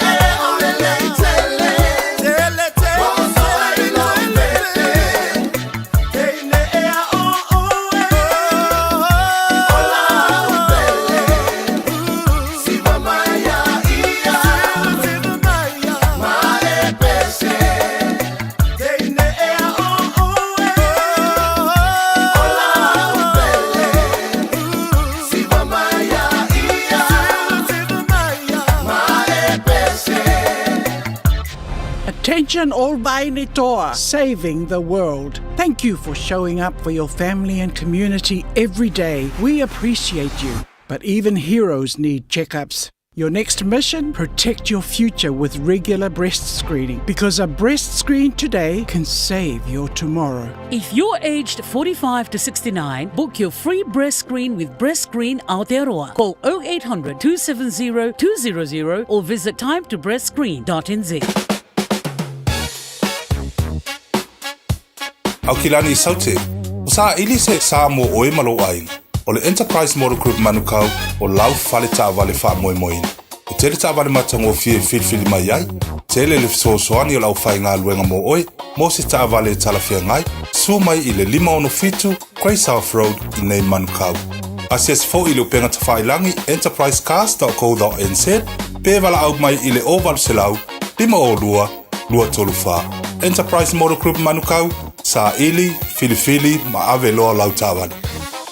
O whea te lua oi ai. Mateo e awe le sue ngā tau whale a mā aroha. Wa umana whailau siaki. Le ai, o le mā le nei, e la i titi tele. E le au toi wha pēnā mā. Wa pa u i lalo le tausanga i le 5 o oi le nā, ma oi fo i pā. O le tausanga a mata mo le suisuenga o le kānesa o le tau whale o leo ua 5 E 5 pe 5 loa o tausanga o na la fo ato loa lea o mea whai fua hai lau suisuenga. E tai lua tausanga mawhai, se i atoa lau 5 tausanga. Wha mole, whai moi mātou. O le a lafo mai i le meli. O mana o mie o e pose isi lo a inga se fisosoani tau whi malanga inga mo New Zealand. Imata au pue peo le vaita mai no whanau po ngaluenga. A whaia lau tali o le ioi, wala au loa Ken Ferniho o le Fern Immigration Services e iailana lai sene, ma o silia ma le 5 tau sanga hola na tau tua. E toa tele tangata o fisosoani iai Ken, imata au putau whi malanga inga, e awhia imata upu na o atu le tribunal, ma apili le minister. Tanga iana e le Facebook, ma le upenga te whailangi I Molimau. Mo nisi whamtalanga, wala au mai le Fern Immigration Services. O luatasi, tasi lima tasi, o lima. 24 hours a day, 7 days a week, Radio Samoa streaming live on www.radiosamoa.co.nz. Bread of life, sent down from glory.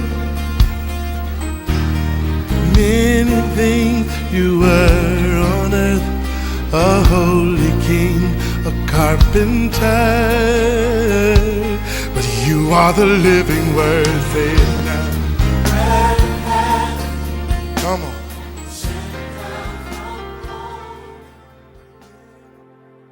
Talo fal tatu atinu o mai le tatu por kalame o le aretoliola malo le soifua mnuia ile nei fo yaso. O le bomor kon nito es fuono fai upes fulfa e esi foi tau fa pea ia faia uma a o tau mea I le alofa. O le upu mo ile aso le nei tau I atu le alofa I le alofa. O le autu e fatu tau mo nai matua fo I o ngā lulue malosi mo le lumana I o na ia latu whanau ngā luenga o whenga iai ia e whapena fo I nai whanau ia o lo tau mawhai fo I latu ia o onga ia mo se manuia o le lumana. E le ai se matua I le nei lalolangi e le manao ina ia manuia ia lana whanau.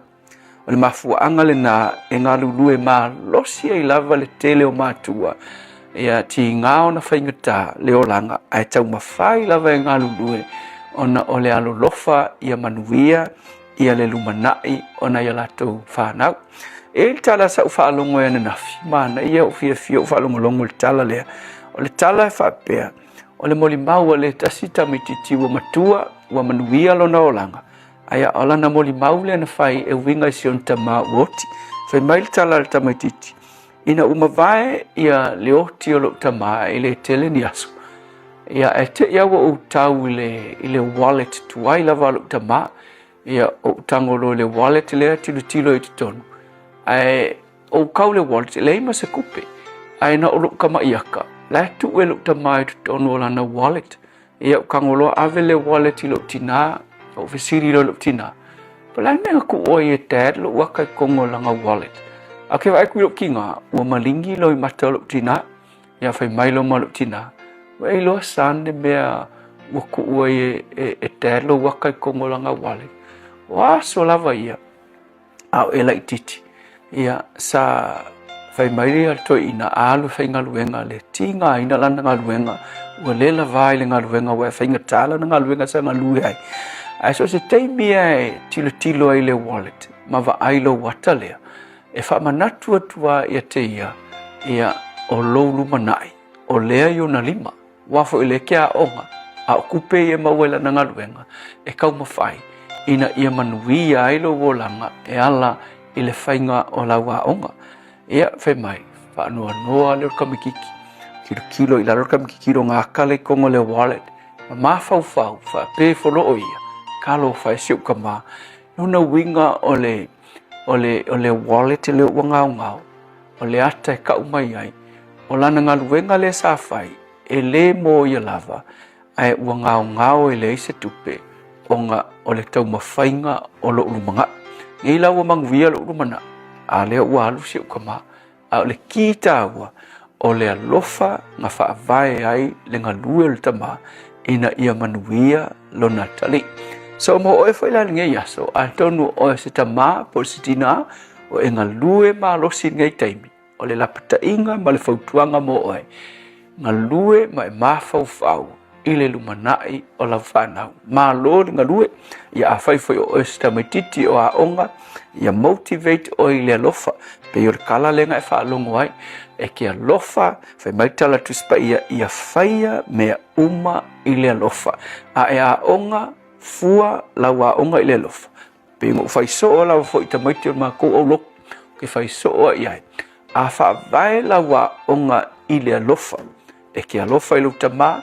E ki alofa I lau tina. Ma fuainga e ko anga I le aonga. Ke iloa. I lei unga. E manguia lava. Lou lumanai. Ma lau tau mwhai. Le tua se e whamanuia I ta ma tina o lo ngā lulue ma alosi mo na I lātou whanau. Whamanuia fo I whanau ma I lātou maua le alofa. Ia e alo lofa I na I lātou mātua o lo ngā lulue mo lātou aonga. Whawhitai Yesu. Amen.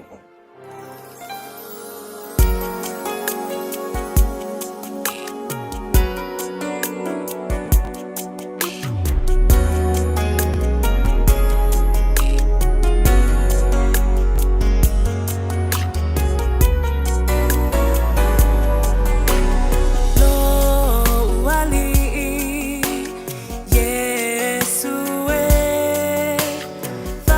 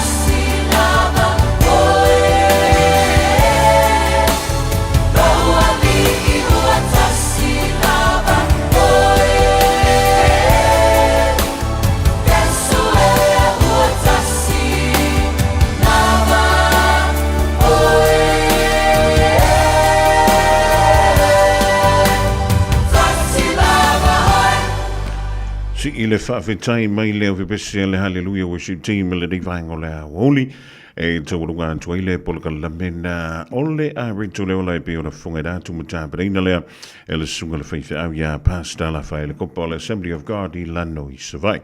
Ola anta mose sio na whapoponga I le teimi masani I le hawauli a taeau pa tatu waulia le lona lofa malona lei toe sfurfitu minuta ona ta leo le tu lai lua ta le lua ona udatu leo whapoponga o tatu tala I vai whanua ma tala I talonga le ngana peritania ma lo ngā lua ma lo le whea le whaiva e ma lo voi le I whalera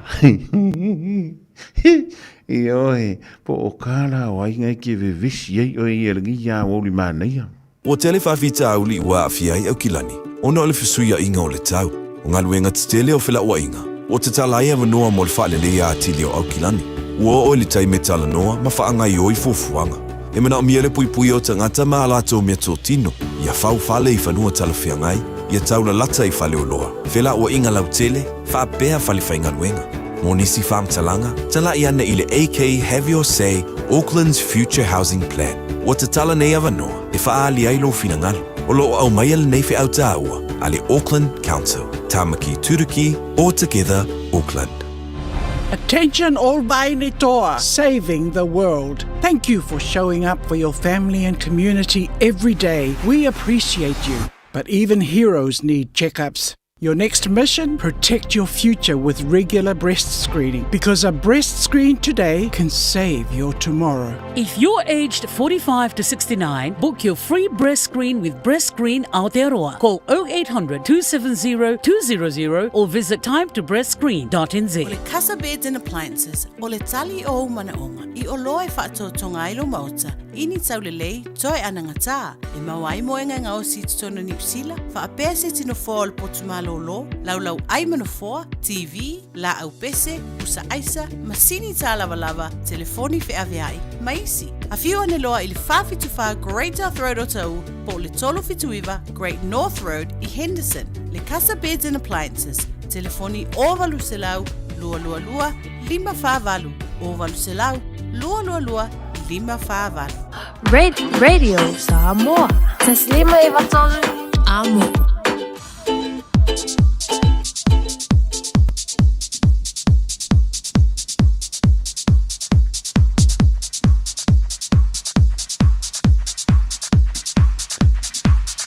Le sidang tanto fast longa fa pisi nisi le vango la woli do jois full fama la fa brute o le tale o le tulai luo le mutu bai ni sidio tanto fa linga ma fa silanga mai no ba fio anga ma futanga I kalesia ya atoai foi ma fa la tonga ma ainga o le tanto fa linga mo mua pe on masania I le tanto tusi o le songa ma le tusi o le vau filifili a wane ngalo sa lo minga o le tusi o le songa a toai ma le lo minga o le vau filifili e maua I wha penga o Samoa I sifo tutuila ma manua o nisi utala tu o Samoa o la ngā upo la batafa ia la batai le whainga o wha la vlave pe o whai poiponga ma liu leo si o singa o ainga pe si la whainga o Paolo o si I wha aloalo wha langinga e kalesia ma le tele o le ngangana o wha alolonga e na o le fitu se fulu tā la le tau na o la visa le Radio Samoa le tolu pa tolu ono Hobble Avenue Manukau e maua tuai saulo minga mori si wha talanga wala mele tātou visa I teimi whainga luenga I le lua ono lua tasi lima I tolu lua ono lua tasi lima I tolu pētunga yane e le shop radiosamoa.co.nz shopradiosamoa.co.nz e whaima yeisau oka whawhitai. O le wha silsilanga mai le team no excuse Zumba. Wa sau lava le malulu e tililo malilipa e nofo I le whane. Suma ia sanga fua uma e whailau lue le Zumba a le team no excuse e maua I le afu o le anta ma le maa o le tino. A sanga fua e whaiale le Istamaki Community Hall I le lua whawha Istamaki Road I o Tara I le afu le ono I le Fiafi. A toaila ma le Stofi pe o le so e whaiale le Te Puke Hall I o Tara I le afu le ono I le Fiafi. E le se tongi o neifa Malastino tātou wheloa iai o I le lofa malanga leo le tua. O le whaasisilanga mo le bāwhtanga le whianga o sāpu nawa I au kila ni nei. E moa i o whalofa mwhaatala whātua pa ia maulunga ma le mamalu taue e le tātou no. Su le sunga i le whaata mao le tātou mawhtanga le sunga le toina ia i o se whantu pātea ma le whalitua. Tamali i mawhaila unga sa wao ma tamaitai o alo ma whanau ai te nanini o tātou paolo maringafa tātou te manuai ma lo le soifua ma le langi e mama. Ai le ava tele ma le whaaloalo e whaasilasila antu ai le paia o le tātou mawhtanga a sa punao ai au kilani nei.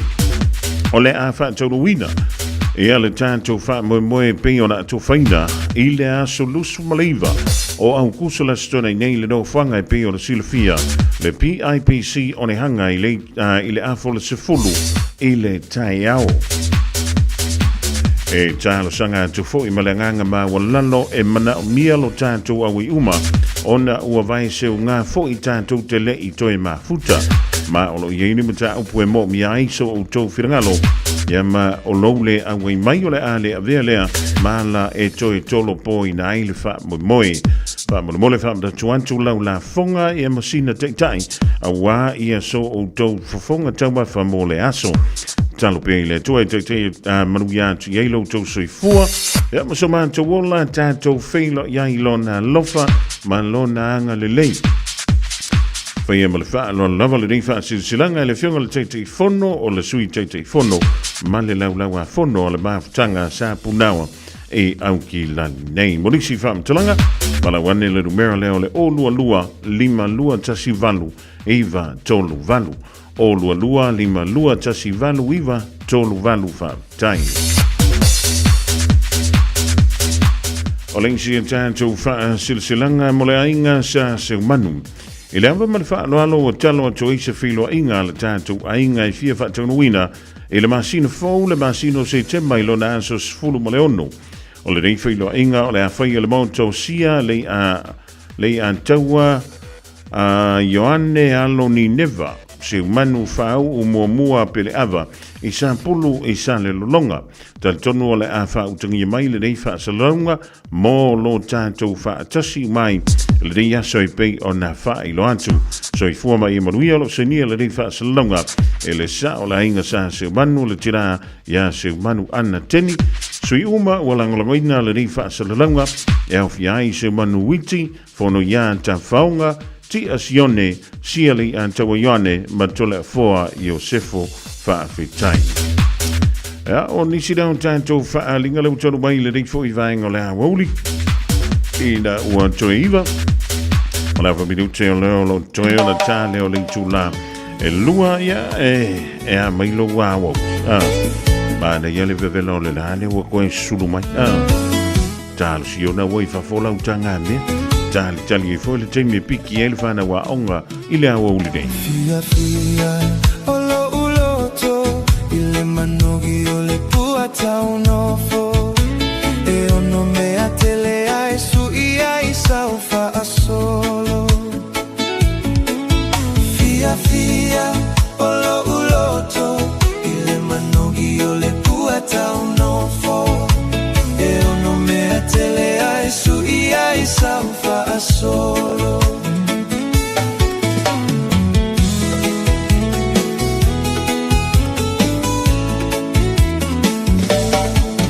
Faapea o le teine le la le le fa ole ole e matatata e tumu i le tau fa se. Faapea o le teine le la le le fa ole ole e matatata e tumu i le tau fa se.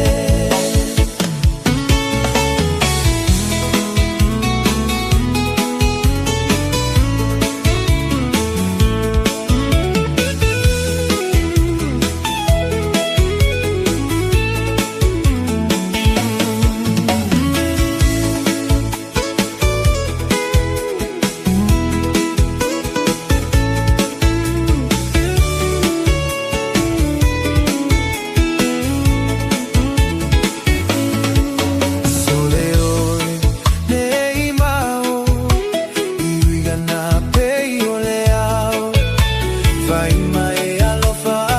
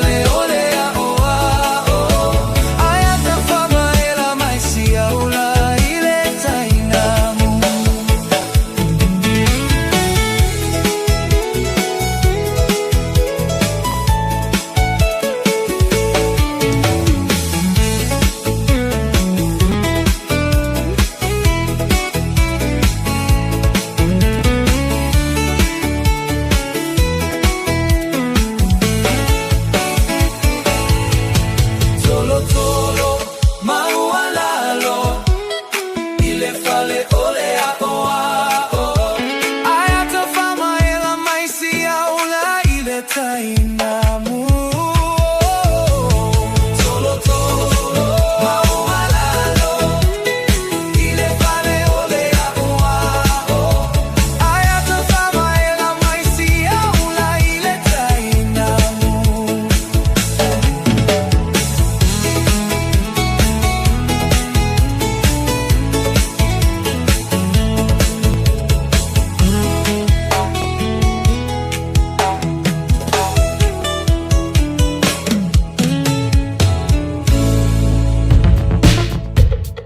All I hear is Radio Samoa, Radio Samoa, Radio Samoa.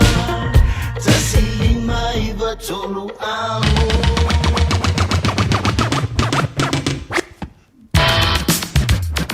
Fianga o le ringainga o le wauli ina ua tue 5 minuto na tale o le tula e lua mole tue malanga fa tai ile tatu mafutanga e pio na sa sewa ile tai ona leila e auli mai le ringainga o le wauli o le singana e wale tutamali ile tatu mafutanga ile so Samoa matua tia tue lo titi fitama manga loiso leo Alofa le tua pule tele ma teki atu lau tau soi fua mala mātu wala i le asua ta heo tātou toi whilo i ei foi e lunga o le tau tōmala unanga wha wau a le Radio Samoa tasi 5 iwa tolu a mo.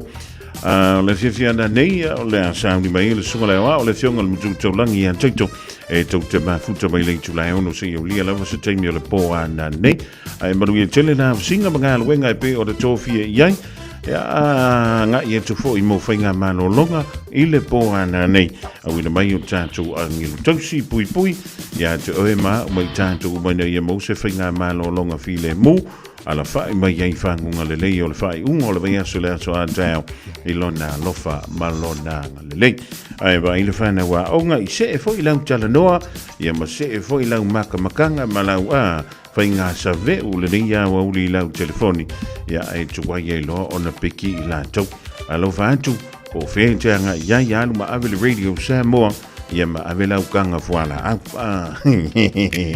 Música malia